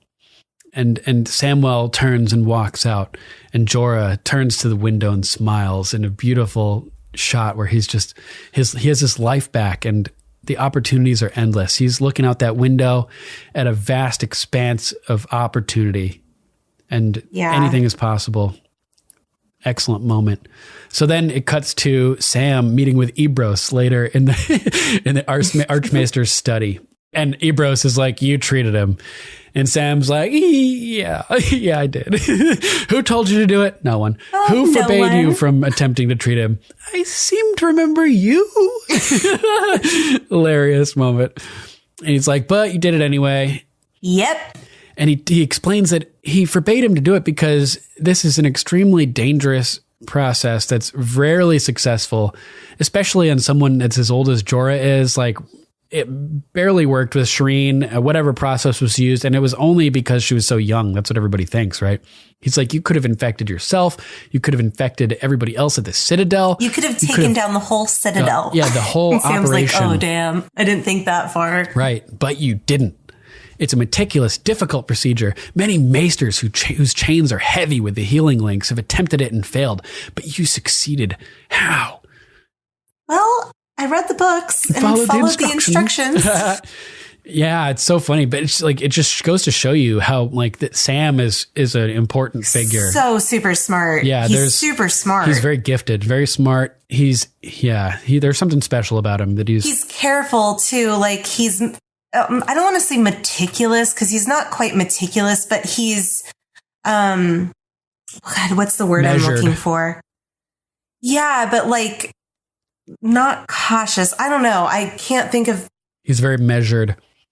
Yeah, and just kind of even keeled. Like he follows the steps and sticks to the kind of cadence of his life in a way. Except for recently, since he's been stealing swords and doing all this crazy stuff. I think he's starting to panic because I know he thinks he's running out of time. So yeah, he's really. But his personality is very, rhythmic as far as, well, I've read it in a book and I followed the instructions, and the way he says things like that throughout the series. Right. Well, I read it in a book. Well, I just, closed my eyes and killed the White Walker. Yeah, that's what we knew about the passage under the night fort from reading it in a book, like, etc. Yeah, so yeah, I feel what you're saying. Yeah, so he just kind of goes about his life, and he's very literal. That's the word I was more looking for. Oh, all right. He's literal with his vow to the Night's Watch. Vow translations. Yep. He's literal to like, well, how did you do this? He doesn't give like long, lengthy descriptions. He's like, well, I read it in a book. I took the book literally. Right. I produced the result because I was literal with the instructions. Yeah, exactly. So yeah, he's very literal and clinical and well suited for this type of thing, I would say. He's a perfect maester. Yeah, absolutely. And he's slightly poetic. So his Song of Ice and Fire will be a good read. We've enjoyed it so far. So is Samuel Tarly George R.R. Martin? That is the implication. There are people there have been many comparisons made between where George compares himself to Samwell and says that's like the character that's based on him. From what I remember. So yeah. So Ebrose kind of strays from the expected path of Sam here and tells him very sincerely, he even though you almost destroyed everything, you didn't. And he's like, that man is alive because of you. You should be proud. In a really warm moment between the two of them. And Samwell's kind of surprised and he's like, thank you, Archmaester, And Ebrose is like, come over here. I want to show you something. And he walks over to this gnarly table full of moldy scrolls and books and stuff. And he's like, I want you to transcribe all these, bitch. And in that pile is the private diary. Because that's what he's doing, sitting with Gilly when she asks, who's Rhaegar, and what's an annulment. He's transcribing all of those scrolls and books. Fate is meant to do this.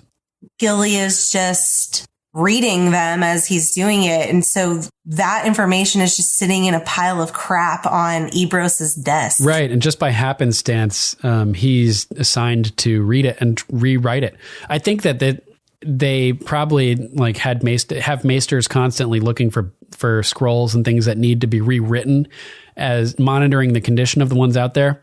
They probably collect them and deliver them to this area of the Citadel operation for being copied and restored. And it just so happens that this batch has that information in it and that Sam is assigned to this batch. What are the odds, right? Crazy. Yeah. Careful of those paper mites, though. They like the flesh. Oh, God. Sam just deals with all sorts of horrors at the Citadel, huh? Hilarious. And Ebrose is like, you were expecting a reward.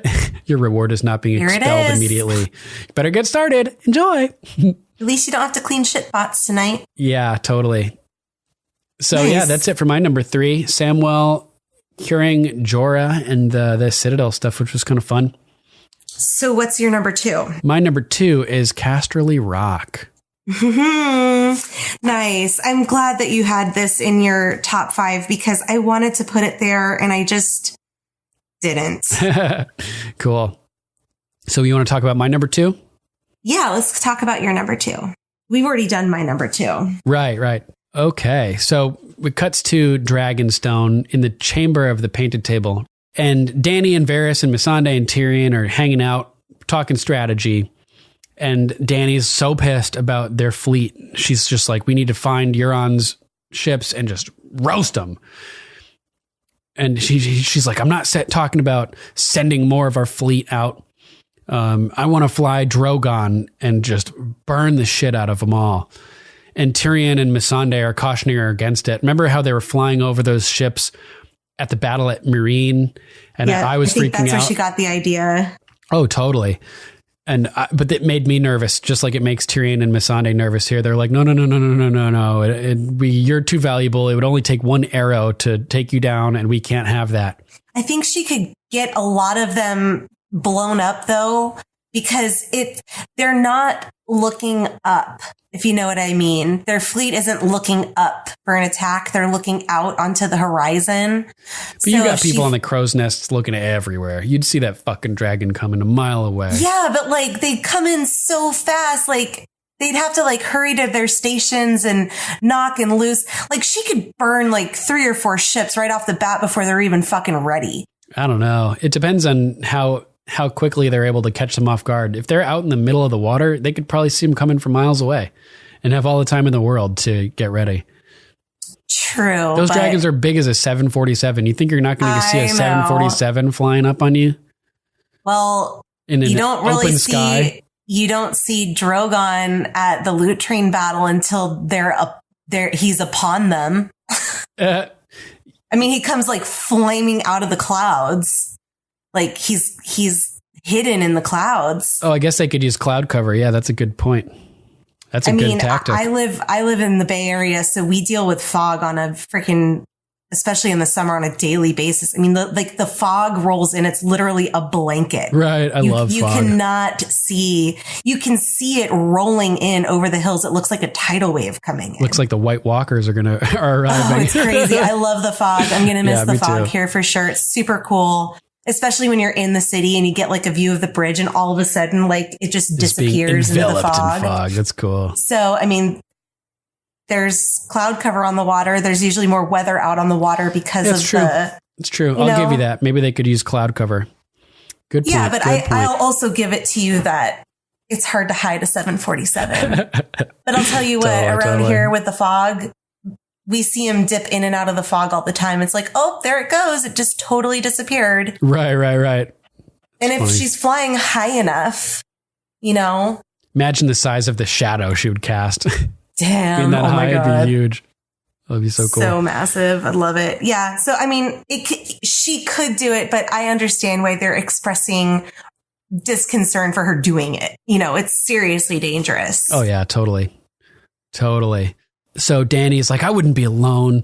The dragons would protect me. And they're like, no, not happen. It's not happening. And so Dany's like, well, what about Casterly Rock? And we learn that the Unsullied will be there soon, but that they're going to be expected. Cersei believes that Tyrion's whole purpose in life is to destroy House Lannister. So she's going to expect an attack and be ready for it.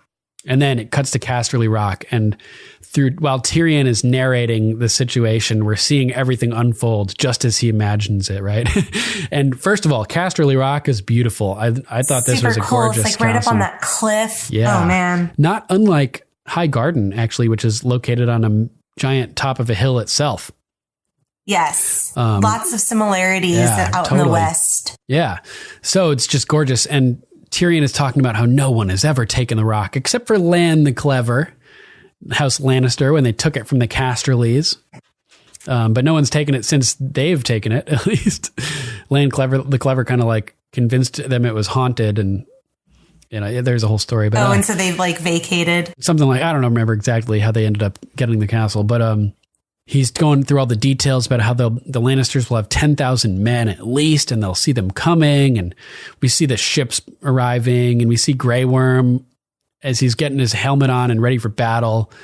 And there's archers just shooting down all over the place as the Unsullied have landed, and they're starting to try to storm the walls of the castle. And Tyrion is talking about how the gates of Casterly Rock are impregnable. And I love his Bronn reference here. He says the gates are impregnable.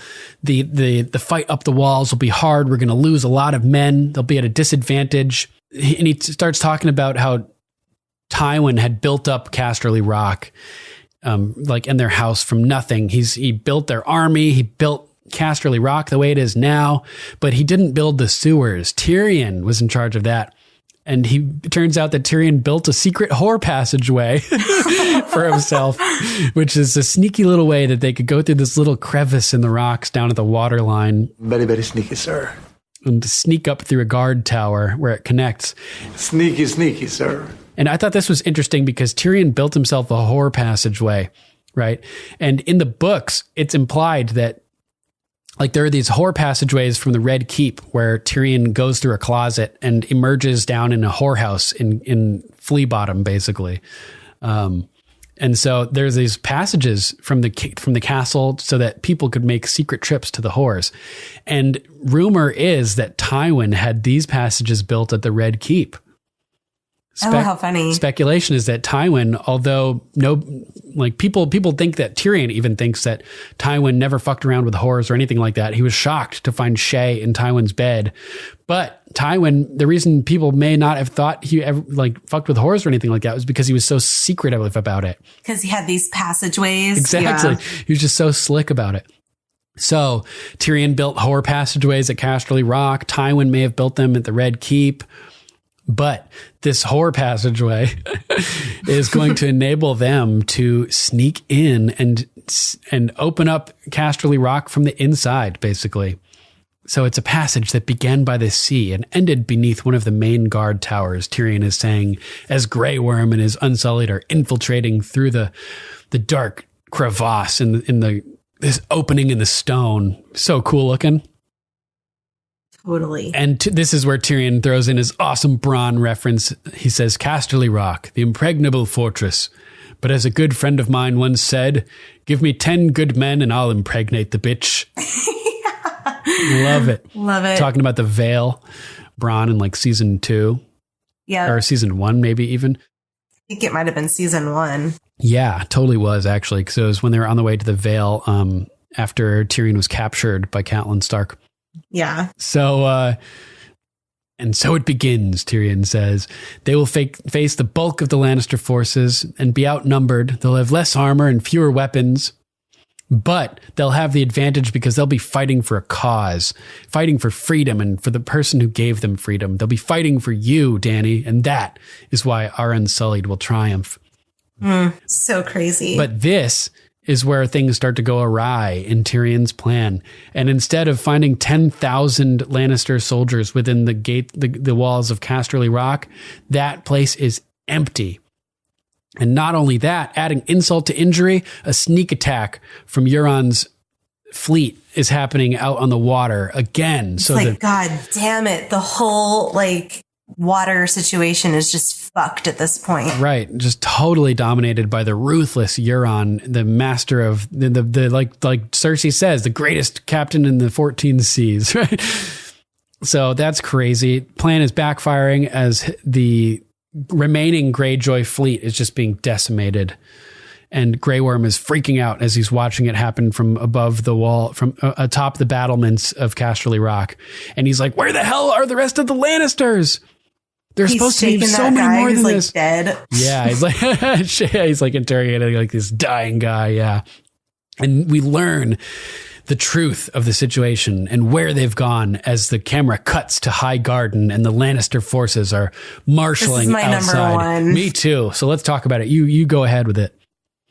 I love the shot of the Lannister soldiers marching up to High Garden.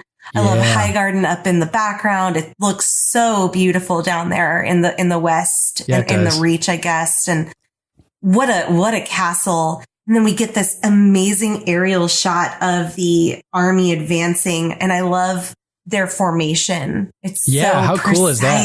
It made me think of the marching band at Ohio State University doing the video game music, like the formations of all the band members out on the field. Yeah, really intricate military formation they have out there. It's pretty cool. So we don't actually see the battle for Highgarden, right? And I'm kind of glad because the Highgarden, those soldiers aren't really. They're not people we want to see dying.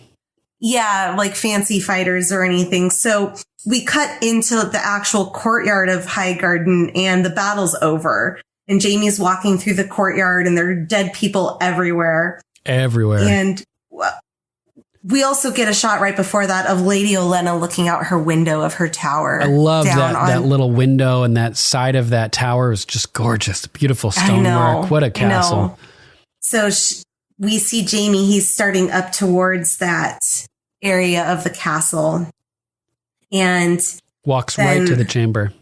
Yeah, he walks right into her chamber and there she is sitting alone at a table. And again, very similar feeling that I got to Dany. It's like this super powerful woman is like sitting there quietly in the dark. In an expanse of a room, all alone and small. Well, and the room's lit up, but where she's sitting is shaded and dark. Well, I didn't realize that. Yeah. So it just felt like, she's brooding. This strong, powerful woman is defeated. And she asks, is it done? So sad. Oh man, such a brutal question. Yes, it is. And now the rains weep o'er our halls. Did we fight well? Well, I suppose, as well as can be expected. And Elena's like, that was never our forte. Gold and roses, indeed. They're not exactly known for their martial forces. Yeah. She goes, I figured you were defending Casterly Rock from your brother. And he goes, the truth is Casterly Rock is dry. Like, we don't have any use for it anymore. Damn. Minus my fond childhood memories. But that doesn't mean shit to Cersei. Yes. And Lena's like, you just let him take it. Then he goes, well, for now, they won't be able to hold it. We've learned that, that was Euron's navy burning the ships, that they've emptied all of the supplies out of there. Yeah. So they don't have any food or any kind of stuff to live. So they're going to eventually have to leave. And then now they're going to have to march all the way across Westeros. Fucking brutal. Because they lost all their ships. Sons of bitches. And we find that this was the tactic that Robb Stark used on Jaime. So he kind of learned from his mistake with Robb. Yeah, lure him into one place and then your army's an entirely different place. You fuck him on the other side. Yep. So she asks him, why didn't your father take Highgarden the moment your gold mines ran dry? And Jaime doesn't really answer. And she goes, well, I'm going to be able to ask him soon enough. So how did she know that the gold mines were dry? That's what I want to know. Well, I think because earlier he said that the truth is they're not worth much anymore. Oh. He's talking about Casterly Rock. He goes, the truth is Casterly Rock isn't worth much anymore. Right, like there's no gold left. Damn. Yes, gotcha. There's nothing there. Very interesting. So that shows how sharp she is. Yeah, really sharp. She picked up on that. How are you going to kill me, basically? Are you going to do it with a sword? And we find that Jaime wields Widow's Wail. Widow's Wail, yeah. He really was a cunt, wasn't he? Oh, you can always count on Olenna. This has her thinking about Joffrey. So Joffrey's on her mind already here. Yeah. I never really lost a night's sleep over the things that I did to protect my family. They were necessary. And we know what she's talking about, but Jaime doesn't know yet. Yeah. And then she realizes, I couldn't imagine the things that Cersei did. She's a fucking monster. Right. That's what she outplayed me, basically. That was my prize mistake, a failure of imagination. And that's what, it's a really important lesson. You have to be able to think like a hardcore criminal. Otherwise, you're not going to be prepared for it. Well, and that's what we get with Cersei this episode. I imagine what I do to my enemies. I lay awake in bed looking up at the canopy, imagining what I could do to Elia Martell. Well, she is the hardcore criminal. So I know. You have to train yourself to be able to think like that, to get into the mindset of a hardcore criminal so that you can know how to defend against them. And that's what Baelish is saying. Think about the way that people think. Think about every possible option. She's saying, like, I could never imagine those things because your sister's a monster and I'm not a monster. My mind can't even go to those places. Right. So Jaime continues. Jaime attempts in this point to rationalize his feelings for Cersei and to justify her actions because Olenna had asked, she's a monster. You do know that, right? It's like, well, to others, maybe. And she's like, oh my God, you poor fool. You love her. She will be the end of you. Foreshadowing? Maybe. I mean, I still think Jaime's going to kill Cersei. Yeah, maybe have to die himself in the process. Or think about this. George, they could subvert our expectation and in a moment where Cersei's about to be killed by Arya or something, Jaime could freak out and stab Arya and kill her to save Cersei. Oh, fuck. And it could then result in Jaime being like eaten by a dragon or something like that. Like maybe Jaime will end up being his downfall in the end, that he'll still have some allegiance to Cersei after everything. Who knows? So Jaime doesn't really want to hear this. And, he goes, I don't really want to talk about this with you. There's really not a point. And he goes, well, Olenna's great. She goes, well, what better person to discuss it with? I'm going to be fucking dead in 5 minutes. Right. What better guarantee can you have that the things you say will never leave this room? I loved that. I thought that was so smart. Like, it's true. It's a great opportunity for him to hash out some of these difficult emotional things. Why not just confess essentially and just get it out off your chest because she's going to be dead soon. I love Olenna. She goes, she's a disease. Yep. I regret my role in spreading it. You will too. Yeah. And Jaime even admits that it's beyond his control at this point, that like she says, if she's driven you this far, it's gone beyond your control. And this is when she brings up the death, how she's going to die again. She's like, how will it happen? And like you said, Cersei lying in bed, imagining ways to kill her enemies. Jaime runs through a list of ideas that Cersei had. Yeah. She had a few ideas, dragging her through King's Landing. And she goes, will there be pain? He goes, no, I've made sure of that. Because right at this moment, he's pouring the vial into the glass of wine. So she knows it's poison at this point. Yeah, he's like beheading you, whipping you through the streets, flaying you alive and hanging you from the walls of King's Landing. But he tells her, I talked her out of those. So he's like, he's sort of on Olenna's side here. He doesn't want to see her tortured or in pain. Like, he's at least making it as painless as possible, right? Because he doesn't think she has anything to do with Joffrey's death. Exactly. So he's sympathetic to her, and he's making a point of telling her that he's sympathetic to her on some level. So then when he learns the truth, it's even more of a slap in his face. He's like, I was surprised that he didn't pull out Widow's Wail and cut her head off. Oh, really? Yeah, I thought that sword was going to come out when she confessed. Oh, damn. Why not? That would have been poetic. It was Joffrey's sword. Right? And I think that's why she was asking if that was Joffrey's sword, because she didn't want to die by it. Oh, man, it would have been another full circle type thing, Yeah. Maybe that's why the show didn't do that. Maybe. Let Olenna be the G in this moment. And, she goes, that's good. I hate to die like your son, clawing at my neck, foam and bile spilling out of my mouth. And at first we're just thinking like, because Jaime tells her that the poison will be painless. At first it could just come across as if she was traumatized by seeing Joffrey's horrific poisoning and she doesn't want to go through the same thing. But it becomes not at all what she intended. Right. Yeah. It becomes more apparent that that's not the case as she continues. Right.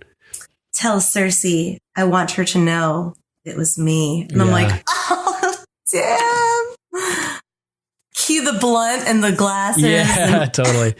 It's great, though, when she's going through that description. She's like, it must have been horrible for you as a Kingsguard, watching your king dying, as a father, watching your son dying. And the way that she drops the bomb is so cool. She's like, it was horrible enough for me, a shocking scene, you know, and like at first we're thinking like it was horrible enough for me. That makes sense. As a bystander, it was still horrible. Like, even though she wasn't related or anything like that, didn't have an obligation to protect him. But her next line erases that possibility. She says, not at all what I intended. And we realize she means it was horrible enough for me, even though like, because I didn't want it to be painful and awful like that. I wanted it to be a quick, painless death. And Jamie is like, like he looks shocked as he realizes what she did and that it was her. And as she continues to confirm it by expanding on her statement, saying, you see, I'd never seen the poison work before. And Jamie is just like, oh my God, like what the fuck? And that's when she says, tell Cersei, I want her to know it was me. And Jamie just like, his face just like gets all distorted and twisted as he just anger pours through him, and he storms out and leaves Olenna alone, sitting there to die. Oh, it's just crazy, man! Such a moment. What a moment! What I love Olenna, and I love that she went out so badass. Yeah, and she took all the credit for it too. She didn't want to give Littlefinger any credit for for his part in it. No, I want her to know it was me. That's great. Nice. All right. So do you want to move on to notes? Yeah, totally. So my first note is Theon getting scooped out of the ocean by the Ironborn. Me too. And they are mad as hell that he didn't save Yara or die trying. The captain's like, your sister's dead? Theon's like, Euron has her. Yeah, she is. Yeah. Or no. I don't know. And Euron has her. You saw him take her and you got away? He's like, I couldn't save her. I tried. You wouldn't be here if you tried. And they all kind of just like walk away from him. And that's all we get for Theon. Those guys all try to kick his ass pretty soon too, huh? Yeah, I was going to say that's the guy that tries to knee him in the balls. Yeah. Tries to, but there's no balls to knee. There's no balls to knee. He does knee him in the groin, but he doesn't knee him in the balls. My next note is Jon and Tyrion brooding together. Yes, in typical fashion, Jon is brooding, this time cliffside. All by himself. And yeah, Tyrion, it's like a little bit of a meta joke here as he comes out saying he came to brood himself over his failure to predict the Greyjoy attack. I love when he says, you make me feel like I'm failing at brooding over failing. Yeah, such a great line. He's such a wordsmith. So fucking awesome. Yeah, it's amazing. He's like, you look a lot better brooding than I do as well. Which is hilarious. You're making it and Jon's difficult. Like, I'm done with this bullshit. Like, I'm a prisoner on this island. And Tyrion, like, to your point, so words, well, you're not really a prisoner. You're free to walk the castle, the beaches. You go wherever you want. Yeah, semantics. Dude, except my home. Yeah, they took my ship. I can't go home. I wouldn't say we took your ship. I wanted, he even says, I'm not playing word games with you. I wanted him to say so bad. I'm not playing the game of words with you. Oh, right. Yeah, that would have been funny. And he's back on the dead thing. The dead are coming for us all. And Tyrion's like, why don't we try to like solve each other's problems since we're both kind of in a conundrum here. Like, I just lost all of our allies. Yeah, you figure out what to do about my missing fleet. I'll figure out what to do about your walking dead men.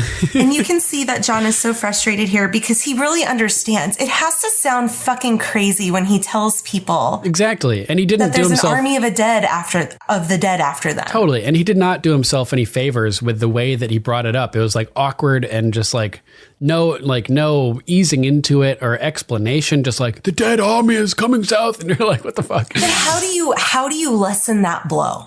Listen, I went up north, crazy shit started happening. But that's not Jon. You know, he's not a man of words. If it were Tyrion, sure, but Jon is. He's so. He's not a bleeding poet.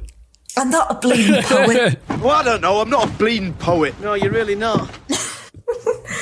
So, I love that here that Jon says that. He goes, it really is. If someone told me about the White Walkers, the Night King, like, of course people don't believe me. It sounds fucking crazy. It's redonkulous. And Tyrion is great here. He goes, I actually do believe you. And this was mirroring Ebros believing Sam at the Citadel, interestingly, too, right? Yeah. And Jon kind of pokes back at him back to season 1. He was like, you didn't before. You called them grumpkins and snarks. Like, you said it was nonsense. It was all nonsense. Everybody knew it. It made me think of that line. It is known that Jiqui and they would say, the Dothraki handmaiden. Yeah, everybody knew it. It was known. He could have said, but then Mormont saw them and you saw them, and I trust the eyes of an honest man more than I trust what everybody knows. And that's a good line because it's just showing you that consensus is not like confirmation necessarily. People used to think that the earth is flat. People still do. Some people. And so, things like that, like people that think that thought that the earth was the center of the universe, the geocentric theory, until Copernicus came up with a heliocentric theory, which was later proved to be accurate. So it's just, consensus does not determine reality. It's better Tyrion recognizes the value in the observations of an honest person rather than the mythology that the commoners pass around, essentially. You know what I mean? And Jon has a great question. And he even says it. He goes, I know it's a good question. He goes, how do I convince people that don't know me that there's an enemy that they don't believe in that's coming to kill us all? Right. And I love Tyrion here. People's minds aren't made for problems that large. White Walkers, the Night King, Army of the Dead. It's almost a relief to confront a familiar monster like my sister. So we have Olenna calling her a monster, and Tyrion calling her a monster in this episode. Yeah. And I think she even basically referred to herself as being a monster before when she said, like, she's nothing like me, not a monster, talking about Myrcella, how she was good. Oh, damn. Oh, my God. That's crazy. Yeah. So everybody knows Cersei's a monster. All this monster talk, it wouldn't surprise me if she actually does try to form an alliance with the Night King. You know what I mean? Oh, the Ice Queen. He goes, I would really like to leave. I need to prepare my people. If you guys aren't going to help me, I have to go. Right. Like, oh, man. I just had like a brain, like my mind just like blew for a second. Imagine if Ice and Fire is totally like Jon and Dany is a total red herring, and it's not what we thought it was at all. It's Jon and Dany represent fire, and Cersei and the Night King represent ice.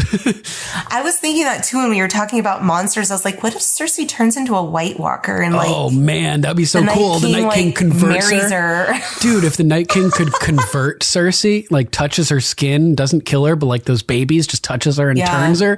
That would be so intelligent. Cool. Maybe that baby turning was foreshadowing like a character getting turned. I was wondering that a long time ago, like nothing became of that. And I would always think like, okay, so they can grow. So that means they age. They're alive. Those are alive. The White Walkers are living. They're not dead, resurrected like whites. They are living beings. They're conscious beings. Exactly. Yeah. And we see this baby, and I found it interesting. Like, the Night King doesn't seem to age because we saw him as a male adult getting the dragon glass like shoved through his chest. Yep. He and Jon have both been stabbed in the chest. Oh, that's true. Interesting. That's crazy. All of his like lieutenants, I guess I'll call them, like the horsemen of the apocalypse. Fuck yeah. Those are the guys are the coolest. They're all kind of adults. And so we have this baby being turned like, so the baby ages. Yeah. I'm guessing that a lot of those White Walkers are Craster's sons. At least, some of them probably. Some of them. And all we know of are the 13 that were gathered together for that ceremony where they turned that baby. But Craster had 99 sons. So, oh my God. Yeah. So there could be a whole lot more White Walkers out there that we're unaware of. Damn, that could, I would think that would be really a crazy way to end it. I don't necessarily think that will happen, but it's a crazy thought. I feel like it's kind of a left field theory. Yeah. I mean, that's more like book territory, I'm imagining. It could very well be. I think it's too much to take in from a show perspective because there's just so little time left. Yep. And they would have to have like rapidly aged as well. A lot of them, at least. Maybe like 45 of them would be fully adults. Yeah, totally. I don't know. And Cersei's going to have to get up north somehow. Yeah. Unless the Night King rides down on Viserion, lands in King's Landing, because Daenerys refused to fly into King's Landing. What if that foreshadows the Night King not refusing? What if that is the shadow that we see in Bran's vision? Oh my God, is the Night King flying to King's Landing, joining up with Cersei? And then that's why the throne room is all filled with snow, because the Night King has been there. Snow and ash. Yeah. Oh, crazy. Man. Who knows? So Jon continues, I'm a northern fool, essentially. Everyone told me to not go south. Don't answer the summon to the Mad King's daughter. And again, we get this sentiment here that we got back in Marine, that children are not their fathers. Luckily for all of us, Tyrion says. Right. Sometimes there's more to foreign invaders than northern fools that meets the eye. Tyrion continues to educate Jon on who Dany is as a person. Right. Yeah. A little bit about her character and intent. Yeah. She could have sailed to Westeros a long time ago, but she didn't because she wanted to save people. Right. That's what she does. She saves people from monsters just like you. Yeah. Just like you. It's like, damn, that's why she came here. He's like, ask her followers why they follow her. Yeah, and I love Tyrion here. He's so fucking good at this. He goes, she's not going to head north to fight an army that she's like never seen before on a word from someone she doesn't know.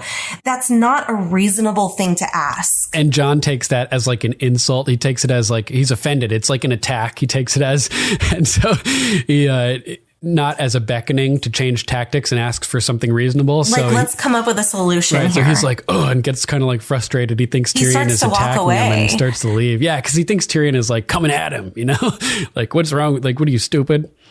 You're not being reasonable. And so as Jon starts to walk away, Tyrion is like, so do you have anything reasonable to ask? Like maybe you are a northern fool. I'm not telling you that we're done here and insulting you. I'm asking how can I help you? Yeah. But we can't expect Dany to stop her war on Cersei and turn her, focus north. Like let's move the goalposts a little bit at a time. We both need each other. I realize this. I believe you about the Night King. We need you. You just need to get your nose under the tent. Exactly. You just need to give her something tangible to hold on to start the beginnings of an alliance. Yeah. Ask for something small that she's willing to concede. And then we cut to Dany in dragon glass. Yes, volcanic glass, obsidian. He says you have a tremendous amount of it here. Why are we talking about glass, Tyrion? Yeah, we just lost 2 major allies. This is why I'm talking to Jon Snow, girlfriend. Yeah. And what does the king in the north want with all this dragon glass? Well, it can be turned into weapons to kill the White Walkers that he's so freaking out about, or destroy them or something. I'm not sure about the nomenclature. Whatever the nomenclature is for that whole situation. So she asks him. Yeah. She's like, well, what do you think about all this? And Tyrion admits to her, I like to admit that Jon Snow is wrong. I'd like to believe he's wrong. Yeah. But then we have him trying to turn his words into wise men once said. Oh my God. Again. Yeah. She calls him out on it. But a wise man once said that you should never believe a thing simply because you want to believe it. Which wise man was this? He's like totally caught by surprise. I don't remember. She's like, are you trying to present your own statements as ancient wisdom? She like straight up calls him out on it. Unlike Missandei. And Tyrion's I would never do that. Yeah, I would never do that. To you. It's so funny. So he continues. He's like, well, Jon Snow's here. And that's why I believe him. Because he would have not come. Everyone on his side's telling him he's crazy to be here. Yeah, I guarantee you his advisors told him not to come. It's the dumbest thing he could possibly do. Yeah, he's like, he's here. Let him mind the fucking dragon glass so we can focus on Cersei. Let's keep him around. Let's get him as an ally. Let's give him something that you don't even fucking care about. You didn't even know that it was here. It's unimportant to you. It doesn't serve our cause, essentially, this dragon right. Dragon I think glass. That also what he's saying with the whole Like the thing about his advisors, like they told him not to come. I would have told him not to come if I was advising him, yet he's here anyway. I think this is sort of Tyrion going through the steps of the Occam's razor thing again here with Jon, like the way that Ebros had sort of said, well, the simplest explanation, Sam, is that you're telling the truth and that you believe you've seen what you say you've seen. I think that Tyrion's going through the same thing like here, like all of his advisors are telling him not to come, but he's here anyway, which seems completely insane unless what he's saying is true, which sort of lends Tyrion to be inclined to believe him. Yeah. So, give him something by giving him nothing. Great line. Take a step forward to a more productive relationship, to a possible ally. I mean, we need the North on our side if we're going to take the Seven Kingdoms. So yeah, and he's like, the dragon glass is worthless. Who cares? Give it to him. Let's just move on and continue our path to defeat Cersei while Jon Snow, a possible ally, is occupied with something. Little do they know that is really going to help their situation. Yeah. Come the war to come, the main war to come here. Yep. But they think it's kind of like silly. It's, whatever. Right. But she's been thinking about what Davos said. She has. Like, did you catch that, Tyrion? Catch what? He took a knife in the heart. And Tyrion's like, well, you got to allow them their flights for fancy. It's dreary in the North. Oh, man. Yeah. Crazy, right? Tyrion, he doesn't even know what to think of that.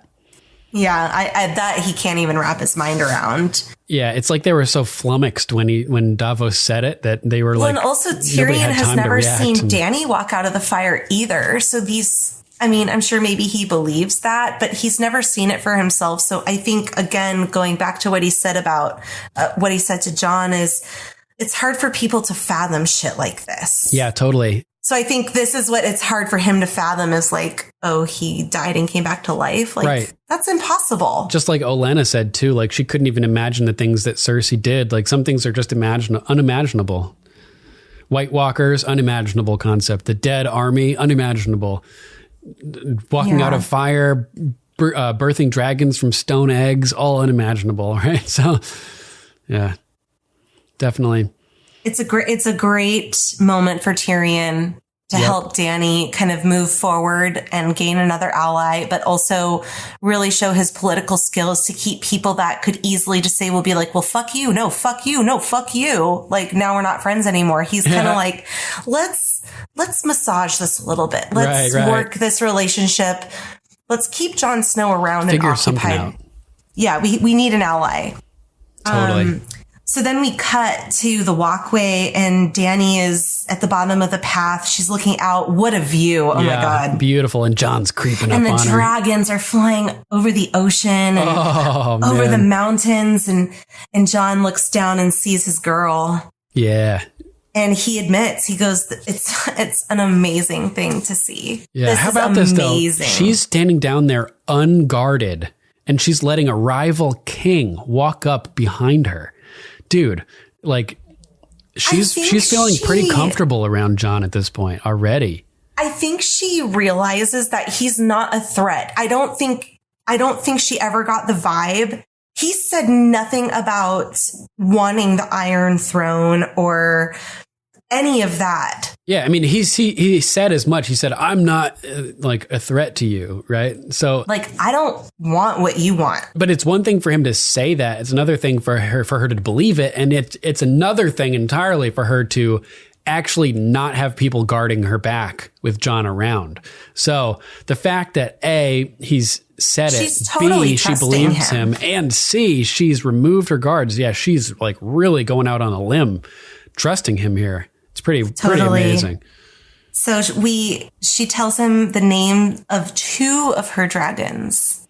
Not Drogon. She doesn't talk about Drogon here. Right. I named them for my brothers. I think we only see 2 dragons in this. Oh, that would make sense. Maybe Drogon's off hunting or something. Somewhere, yeah. Hopefully they're not driving or flying around Westeros just roasting farms and stuff. I think it's almost a good thing that they're out on an island. Yeah, but their range is... it's Drogon miles. was flying around Valyria. He was Valyria. Yeah, I'm surprised none of them have flown to Westeros before. Yeah. So I named them for my brothers, Viserys and Rhaegar. They're both gone now.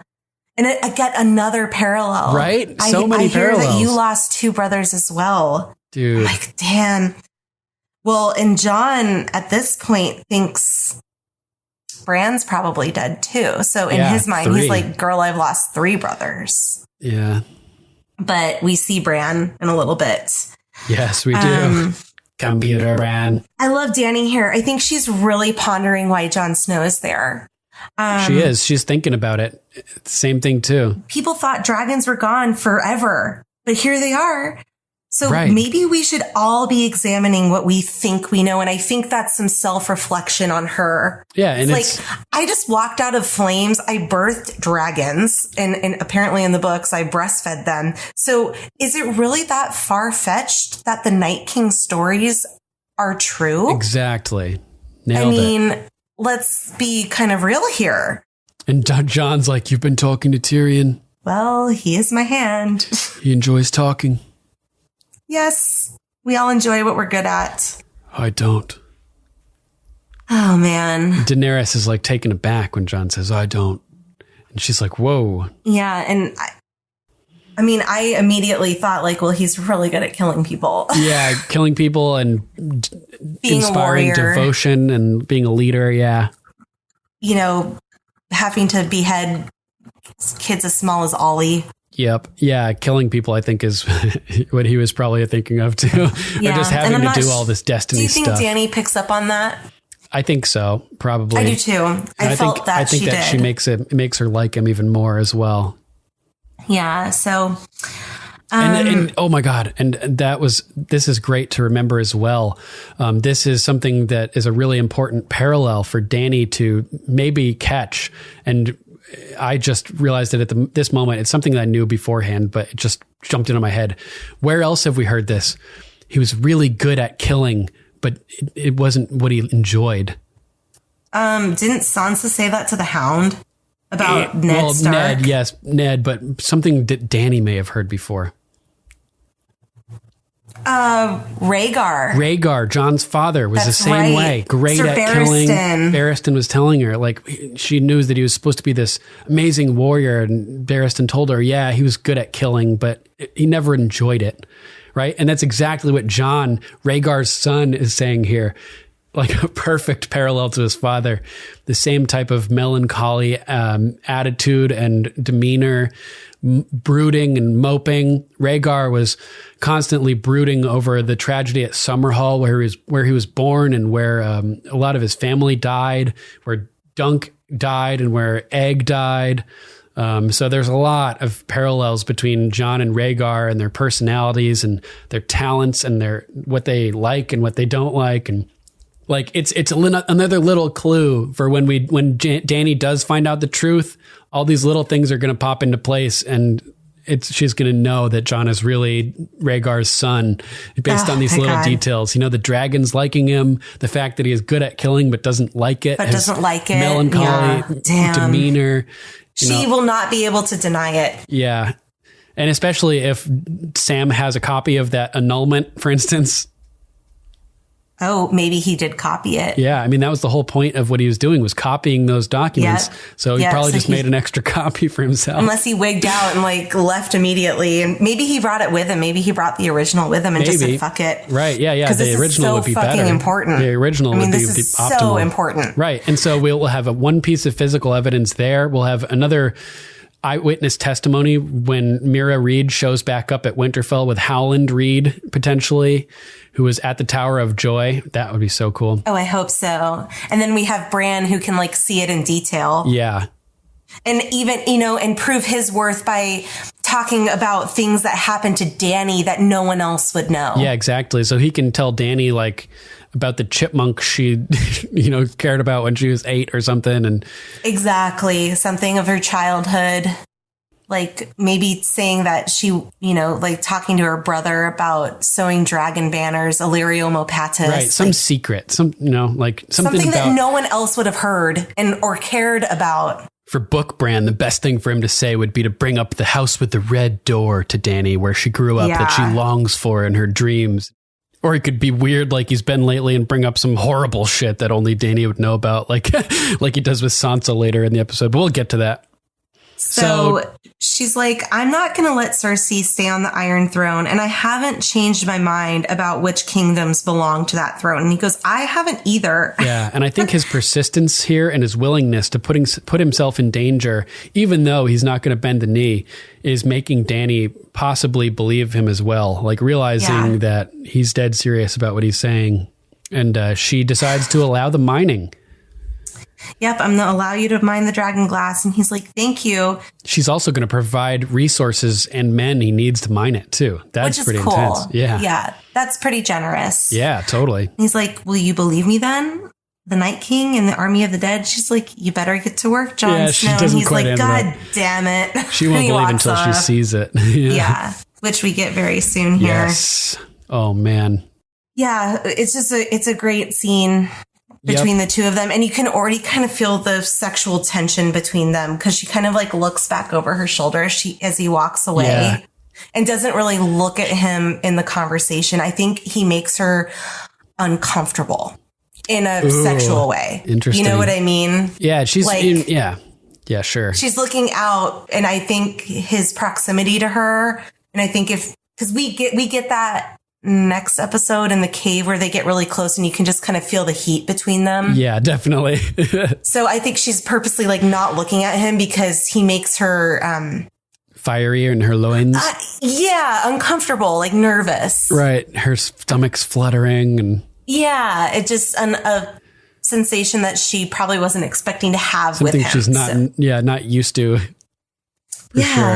That's so funny. Yeah. Cause she's going to realize that he's everything that she wants, you know, in terms of strategic value and just as a hunk of man meat. A man. Yeah. Yeah. He's quite a man. So moving on, we are heading up to Winterfell, right?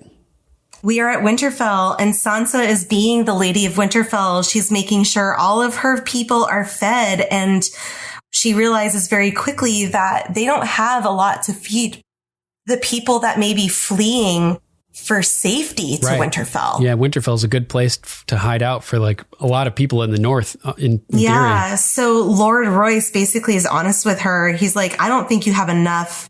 It's for the people currently here, it's about a year. Yeah. And what's the longest winter in the past 100 years? It's certainly longer than a year because we know this from... He's not certain, though. He's going to check Maester Luwin's records because he would keep copies of every Raven scroll. That's kind of an important line.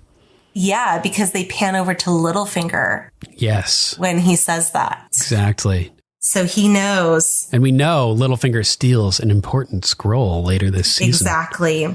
So Sansa's like, you're telling me that we don't have enough food for everybody. And Walken's like, no, I don't think so. So she's like, let's get basically every keep in the north needs to be building up our grain supply. Yep. And we'll give it back when winter's ended if it's not been used. But we need to make sure that if people are fleeing for safety, that we can take care of them. Yeah, she's on point, man. She's totally stepped into this role. I mean, it's so amazing. She's perfect for this. Like, yeah. And she even notices that they're not covering the breastplates in leather to keep the soldiers warm when the real cold comes. Very impressive. Even Bronze Yohn didn't realize it. Damn. So, Lord Royce stops and, is making sure that everything's being done correctly. Yep. And Baelish even says this. He's like, the command suits you. Yep. The Northerners are all facing north, worried about the threat beyond the wall. And Sansa's like, yeah, they should be. Yeah, but it's fucked. You know, Sansa, I know Cersei better than anyone. And Sansa's like, what are you talking about? Are you seriously trying to tell me that the lady that conspired to kill my brother, my father, my mother is a threat? Like, thank you for that, Lord Baelish. Like, you're so valuable to me right now. And we see that the tide is turning, and I think he's starting to squirm. Yeah, he here. Is. He knows that his position is precarious, I think, at this point. Yeah, I would agree too. He's complimenting her and stuff, trying to stay on her good side, giving her advice. And he had said that I know Cersei better than anyone here. And Sansa replied, you don't know Cersei better than anyone here. But I think he does. Sansa's implying she knows Cersei as well as Littlefinger does. I have to agree with you. I think she's being a little presumptuous here. Baelish was an adult and in King's Landing for years working with Cersei. Totally. You knew her for a fairly short span of time. You probably didn't pick up on her shenanigans until you were like head deep into them. So yeah, totally. Exactly. It's kind of like, come on, girl. Yeah. You know, that's way out of left field for you to presume that you know Cersei better than Baelish. Yeah. So I thought that was interesting. I have to agree with you. So I love, transitions. I am so prepared to like scrutinize transitions in season 8. So we get Baelish here. He goes, don't fight in the north or the south. Fight every battle everywhere, always in your mind. And all the background noise disappears. So all the focus is on Baelish's and it closes in on him because everyone is your enemy. Everyone is your friend. Every possible series of events is happening all at once. Live that way and nothing will surprise you. Nothing will surprise you. Everything that happens will be something that you've seen before. And she's kind of mesmerized by him here too, huh? Cue Bran coming in. Oh my God. Everything happens at once. I didn't even realize that. Lady Sansa at the gate. Bran is here. Oh man. What a great call. Yeah. So, and then, oh my God, she walks up to him, right? And he's sitting there on this gurney. Sansa. Hello, Sansa. Like, ew, why do you have to say it like that? Yeah, he's like Brannable Lecter. I know. He's just like Hannibal Lecter tied to the board, like a prisoner, immobilized on a slab. Yeah, but also Ramsay says that to her when he's in the kennels. He goes, hello, Sansa. And it's like, dude, if you could be even more of a creep, like talking about how beautiful she was the night she was fucking raped. Right. Like you're going to echo exactly what he says right before you killed the person that raped you. Bran wigs me out here. Yeah, he's fried, man. He looks totally emotionless. He is totally emotionless because she hugs him and he doesn't hug her back. He just lays there. I mean, he has like one arm like kind of on her, around her, but it's like when your friends give you that like cheap ass half hug. It's like when you haven't seen him in years. It's like, dude, give me a real hug, man. Like I haven't seen you and you're my sibling, for Christ's sake. Like, give her a big hug, please. Yeah. I'm a hugger, so I hug everybody. But, then we cut to the weirwood tree. Oh, my God. So crazy. That weirwood tree. There's so much crazy shit that's happened there. And I know. Bran's this is where we first see Ned polishing ice. Like after the beheading in the pilot, for instance, Yeah. And so Sansa's like, I wish Jon was here. And Bran's like, yep, I need to speak to him. Yeah. Oh my God. So exciting. I can't wait for that conversation. And Sansa's like wigging out because there's a male Stark back in Winterfell. I think she's happy to see her brother, but is realizing that she has to give up this role that she's really stepped into and doing a good job about. Like she feels like she has to give it to Bran because he's the oldest surviving son of Ned Stark. And he's like, girl, I can't be the Lord of anything. I'm the three-eyed raven. She's like, I don't know what that means. Yeah. She's like, Bran is weird now. And he even says kind of what we just heard from Baelish. It means I can see everything that's ever happened to anyone, everything that's happening right now. Human cheat code. It's like, it's all pieces, fragments. I need to learn my craft better. I need to be ready when the long night comes. But it's so close to what Baelish said. I mean, they both said true. Everything that's happening right now. So crazy. So Sansa's like, how do you know all of this? And he goes, the three-eyed raven told me. She's like, I thought you were the three-eyed raven. Yeah, you just said you were the three-eyed raven. He goes, it's complicated, okay? It's fucking complicated. It's complicated. Bran's Facebook status is, it's complicated. Totally. Totally. she goes to say something. She says his name and he interrupts her and he goes, I'm sorry for all that's happened to you. Yeah. I'm sorry it had to happen here in our home. And I appreciated him saying that because that must be so difficult for her. Yeah. I couldn't imagine having to live where I was abused and beaten and raped like constantly for months and have to like live there and be there because it's my duty.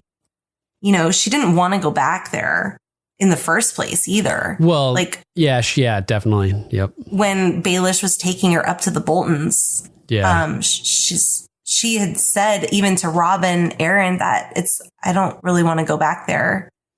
Right. Not with the Boltons there. Fuck no. Yeah. And then we get creepy Bran. So creepy. It was so beautiful that night. The snow falling just like now. And it kind of like floats in the air. It's not really falling.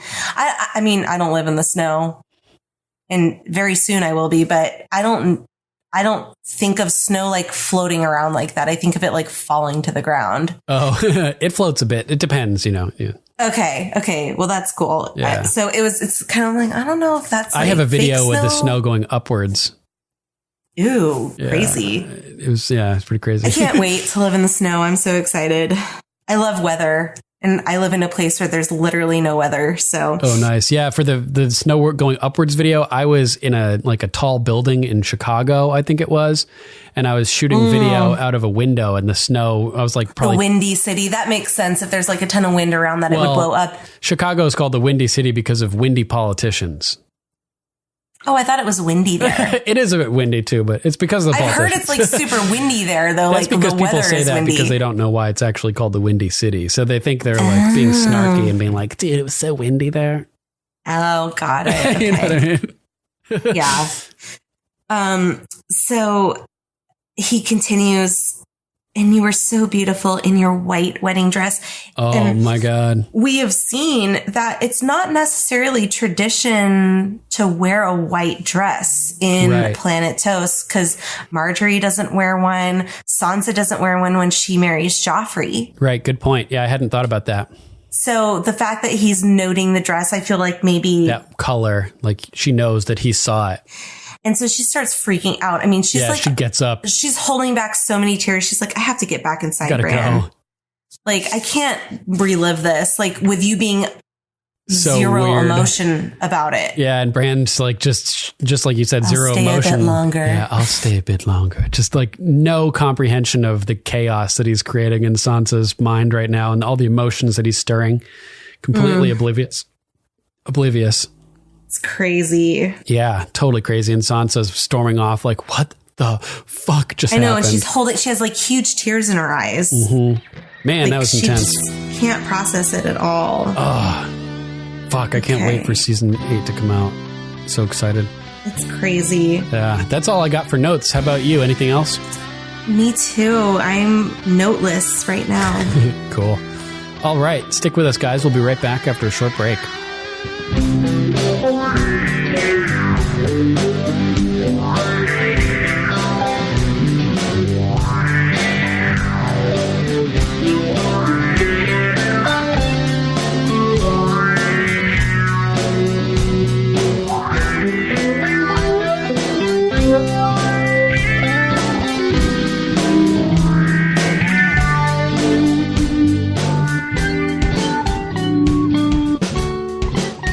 That's a harmony project I wrote for school way back in the day in like 2006 probably.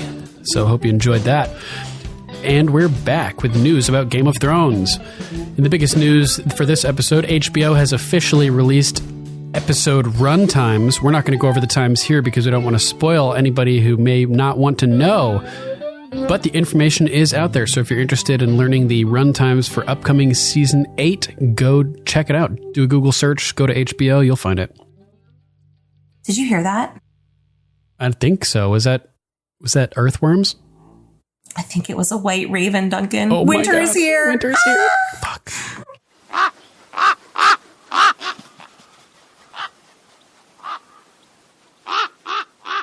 Sir Matthew of House Repp. Baelish has some interesting words of advice for Sansa in this episode. Fight every battle, everywhere, always in your mind. Everyone is your enemy. Everyone is your friend. Every possible series of events is all happening at once. Live that way and nothing will surprise you. Everything that happens will be something that you have seen before. No sooner as he says these words, who should show up but Bran, who literally has seen everything that has happened before. Oh, yes, you picked up on it too. I love it. Classic. These transitions in the show, man, I'm telling you. Right. You gotta pay attention to them. Davos sure is quick to forgive Tyrion for his son dying in the Blackwater Bay. All's fair in love and war, I suppose. Brutal. It's true. I love that despite Illaria's suffering, Cersei's revenge, original gangster Olenna ultimately avoids the Queen's justice and dies on her own terms. Whoop, whoop. Yes. Fuck yeah. So great. I mean, she doesn't necessarily die on her own terms. Jaime gives her the poison, you know. But she is able to take back control over she at least isn't tortured or put through something horrible at Cersei's behest. She also has the final word.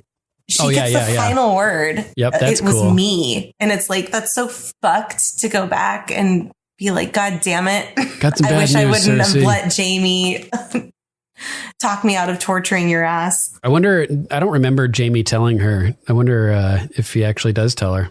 He does tell her. Oh, he does? Yes. Oh, man. Because she talks to him again. I think it's next episode or the episode after. I think it might be the episode after the Loot Train battle. Because she's like, fucking Tyrion this, Tyrion that. He fucking killed our son. And he goes, no, it was Olenna. She told me when she died and I believed her. Oh, man. And the look on Cersei's face is, I mean, we'll get there, but yeah. I forgot about that. He does tell her for sure. Totally forgot about that. Lady Lucy of House Jane, who was first to comment. Wow, I'm first.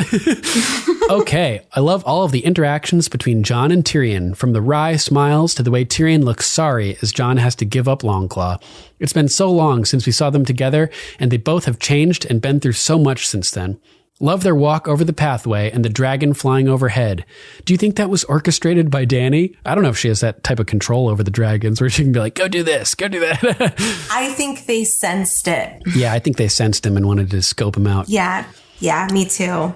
It's only just occurred to me that Davos knows Dragonstone better than anyone else present. I forgot to mention this. I was going to mention that too. It's basically him coming home. You know, he spent so much time there. Oh, damn. You know?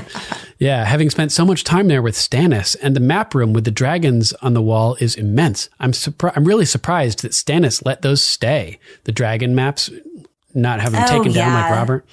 Well, maybe Stannis never had any personal beef with House Targaryen. I think he was just so focused on his goal of becoming a part of the prophecy that that was just a waste of time. Yeah, well, there was a lot of time leading up before he may have even heard about the prophecy, like the 20 years or 17 years since the rebellion, because he's been living at Dragonstone for a while. True. Oh, that's true. Yeah. So he's had a lot of time to take him down. Maybe he just thinks they're like badass, you know? I mean, I wouldn't want to trash that cool ass property. I know. So cool. I mean, in the books, Dragonstone is even crazier. It's like the castle looks like giant stone dragons. It might be one of my favorite castles, if not my favorite castles. In the books? Just in the show. Just in general? Do you remember the book description? Books. It looks like giant stone dragons like coiled among each other and like. Yes, so I remember crazy. that. There's in Minecraft, somebody built Westeros, like all of Westeros in Minecraft, and they built like Dragonstone and all that stuff. Yeah. I said somebody, but it's actually been a collaborative effort between hundreds of people. I think it's called Westeros Craft. You can join their server on PC online. My 2-year-old son plays Minecraft. Nice. And Forza, the racing game. Oh, Forza, cool. On Sunday mornings, he gets to play some video games with Dad. Sweet.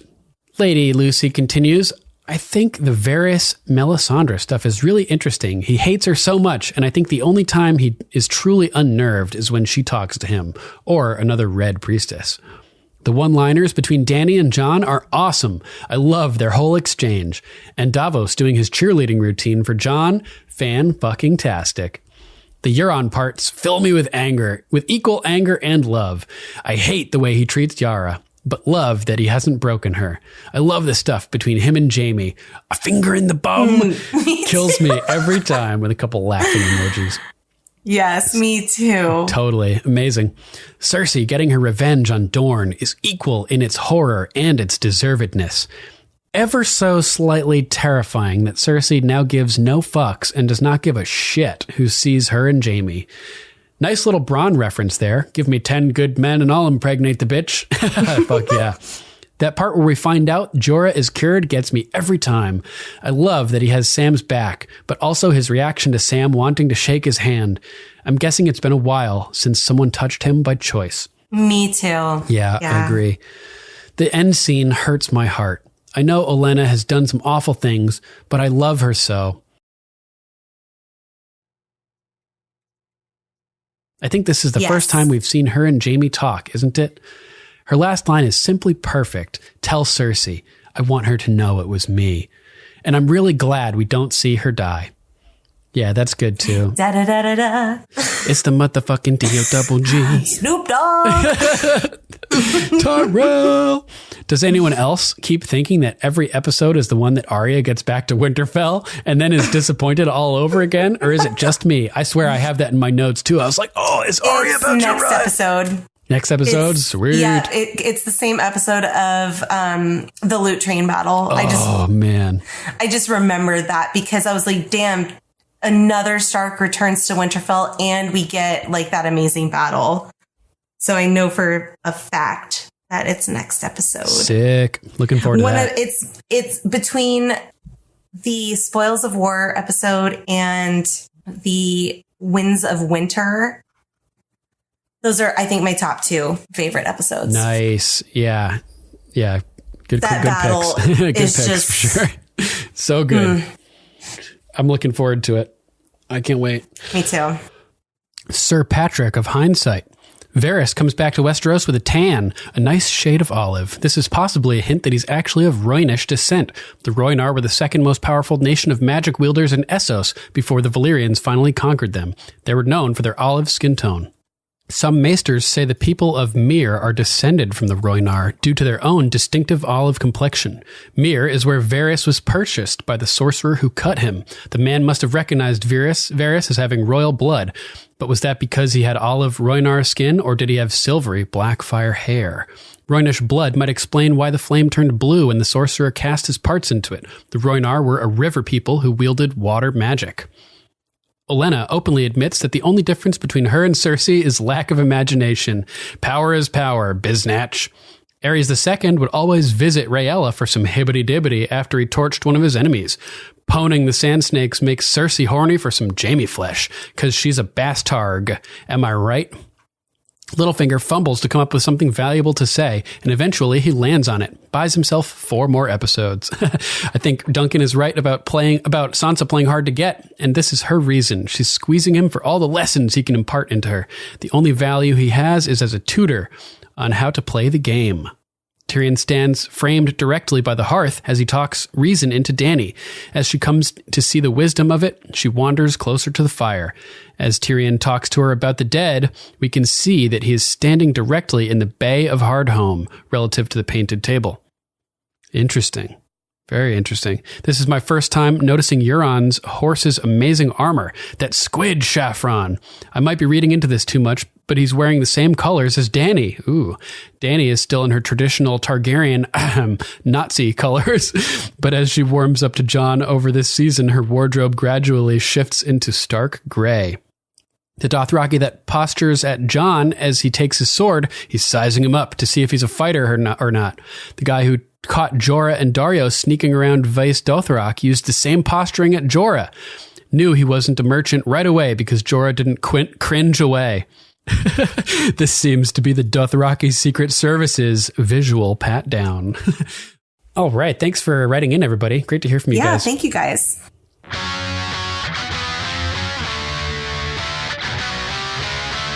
All right. That's our show, episode 105. Thanks for listening, everybody. Yes, thanks, you guys. We love you. Definitely. And a huge thank you to John Bailey, the epic voice guy from the Emmy-nominated Honest Trailers, for announcing our show. If you'd like to donate or subscribe to support us, you can go to paypal.me/GOMPodcast or patreon.com/GOMPodcast to donate an amount of your choosing.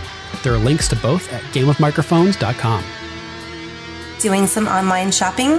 Go to gameofmicrophones.com and click on our link to Amazon. As an Amazon associate, we earn from qualifying purchases. Any contribution you make helps, and you can help secure the continued existence of Game of Microphones. We'd like to thank our patrons, Sir Matthew of House Repp, Lady Lucy of House Roberts, Lady Candace of House Tews, Lady Teri of House Theodore, Lord Jeff of House Allen, Sirenicide, Lord John of House Grilz, and Luke, the Low Duke. We'd also like to thank Lord Bryson of House Wolf for your generous donation. Thank you. Thanks, guys. We love you. And make sure to check out Sirenicide, the serialized horror drama podcast featuring me and Archmaester Stitches. Go to sirenicide.com and download it wherever you get your podcasts. We also want to give a huge thanks to Lady Lisa of House Sky, High Romancer. She has been key behind the scenes working to get our website, gameofmicrophones.com, up and running. And she's also a totally tubular artist. Yeah. You can check out all of her work at fineartsbylisa.com. She's also on Instagram and Facebook /fineartsbylisa. Next episode, we'll be covering Season 7, Episode 4, The Spoils of War. And you know what that means? The loot train battle. Inbound. I can't wait. Yeah, give it a watch. Exactly. Give it a watch and send us your thoughts. We'd love to read them on air. If you'd like to call, you can call us at 813-JOFFREY. That's 813-563-3739. If you would like to write in, you can email us at ravens@gameofmicrophones.com. Check out our Facebook page at facebook.com/GOMPodcast. Imsla. You can also listen to Game of Microphones on YouTube, BitChute, and Steemit. Just search for Game of Microphones to find our channel. Likes, comments, and shares are also greatly appreciated. We're also on Twitter, Instagram, Gab, and Minds at GOMPodcast. And we're on Tumblr too at Game of Microphones. All right, that's our show. Thanks for listening. Will there be pain? No, I made sure of that. That's good. I'd hate to die like your son, clawing at my neck, foam and bile spilling from my mouth, eyes blood red, skin purple. It must have been horrible for you as a Kingsguard. As a father. It was horrible enough for me. A shocking scene. Not at all what I intended. You see, I had never seen the poison work before. Tell Cersei. I want her to know it was me.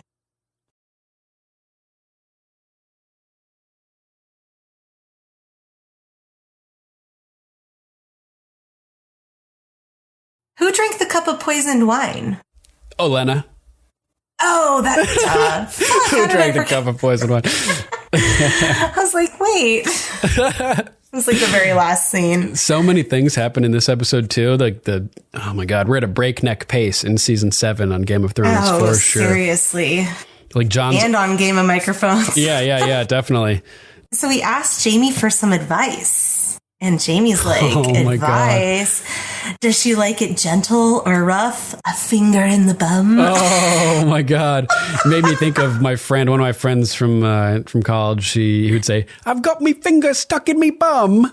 Oh my God. I don't know why it just made me think of that. So when she kissed Tyene, I was like, oh fuck. Yeah, like holy shit. Oh no, right?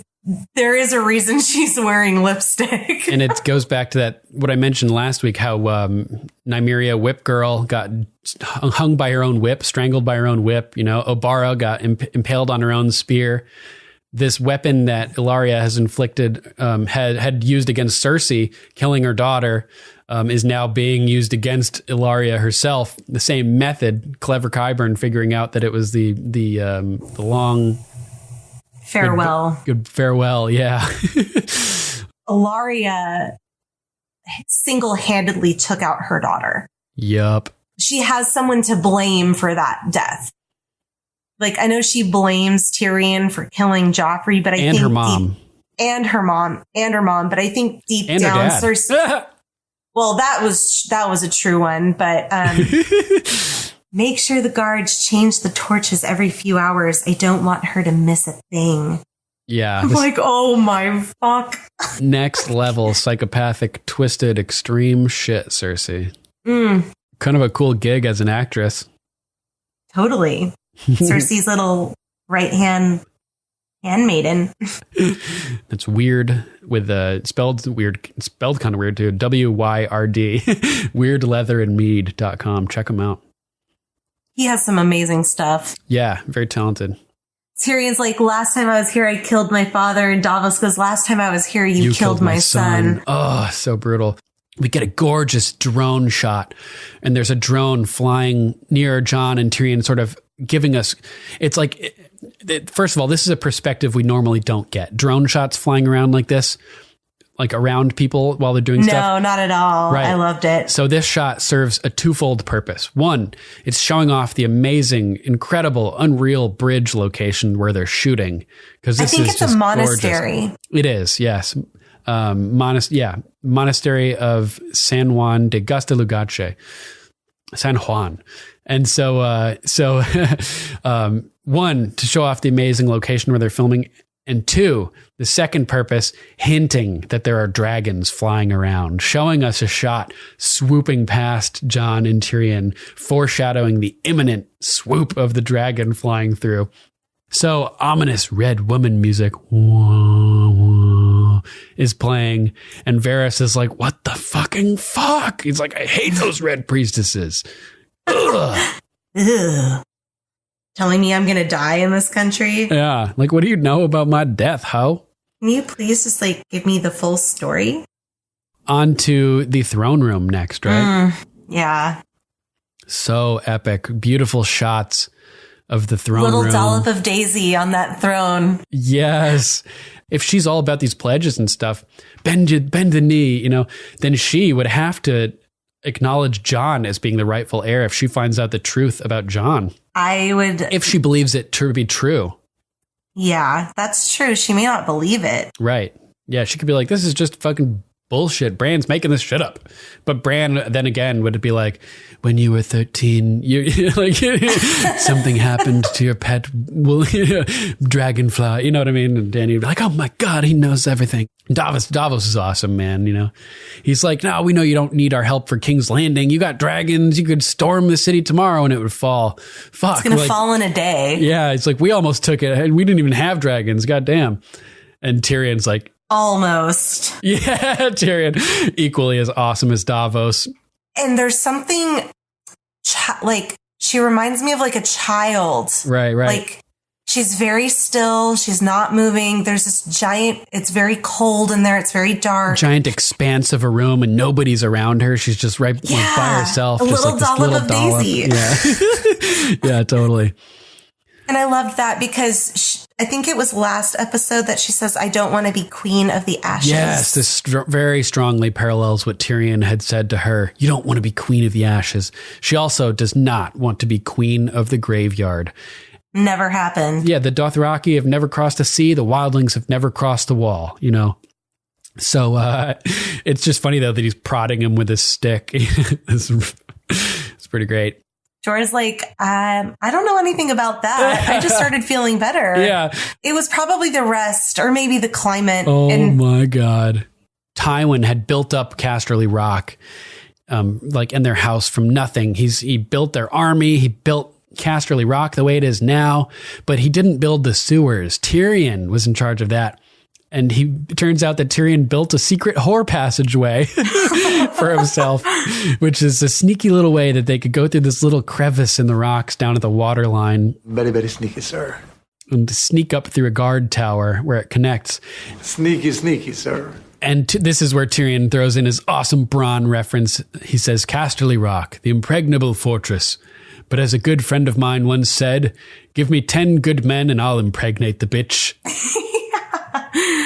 Love it. She asks, is it done? So sad. Oh, man. Such a brutal question.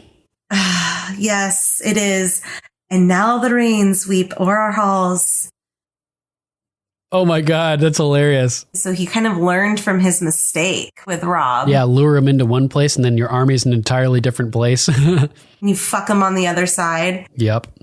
And we find that Jaime wields Widow's Wail. Widow's Wail. Yeah. He really was a cunt, wasn't he? Oh, you can always count on Olenna. He doesn't want to see her tortured or in pain. Like, he's at least making it as painless as possible, right? Because he doesn't think she has anything to do with Joffrey's death. Exactly. So he's sympathetic to her, and he's making a point of telling her that he's sympathetic to her on some level. So then when he learns the truth, it's even more of a slap in his face. He's like, I was surprised that he didn't pull out Widow's Wail and cut her head off. Oh, really? Yeah, I thought that sword was going to come out when she confessed. Oh, damn. Why not? That would have been poetic. It was Joffrey's sword. Right? And I think that's why she was asking if that was Joffrey's sword, because she didn't want to die by it. I love when he says, "You make me feel like I'm failing at brooding over failing." Yeah, such a great line. He's such a wordsmith. So fucking awesome. Yeah, it's amazing. And then we cut to Dany in dragon glass. Yes, volcanic glass, obsidian. He says you have a tremendous amount of it here. Why are we talking about glass, Tyrion? Yeah, we just lost 2 major allies. This is why I'm talking to Jon Snow, girlfriend. Yeah. And what does the king in the north want with all this dragon glass? Well, it can be turned into weapons to kill the White Walkers that he's so freaking out about, or destroy them or something. I'm not sure about the nomenclature. Whatever the nomenclature is for that whole situation. Like it's another little clue for when Dany does find out the truth. All these little things are going to pop into place, and she's going to know that Jon is really Rhaegar's son based on these little details. The dragons liking him, the fact that he is good at killing but doesn't like it. Melancholy demeanor. She will not be able to deny it. Yeah. Because we get that next episode in the cave where they get really close and you can just kind of feel the heat between them. Yeah, definitely. So I think she's purposely not looking at him because he makes her fiery in her loins. Uncomfortable, nervous. Right. Her stomach's fluttering and it's just a sensation that she probably wasn't expecting to have with him. So that's so funny, yeah, because she's going to realize that he's everything that she wants, Yeah. In terms of strategic value and just as a hunk of man meat. A man, yeah. Yeah. And then, oh my God, she walks up to him, right? And he's sitting there on this gurney. Sansa. Hello, Sansa. Like, ew, why do you have to say it like that? Yeah, he's like Brannable Lecter. I know. He's just like Hannibal Lecter tied to the board, like a prisoner, immobilized on a slab. Sansa's like, how do you know all of this? And he goes, the Three-Eyed Raven told me. She's like, I thought you were the Three-Eyed Raven. Yeah, you just said you were the Three-Eyed Raven. He goes, it's complicated, okay? It's fucking complicated. It's complicated. Bran's Facebook status is, it's complicated. Totally. Da da da da da. It's the motherfucking D-O-double-G. Snoop Dogg. Tyrell.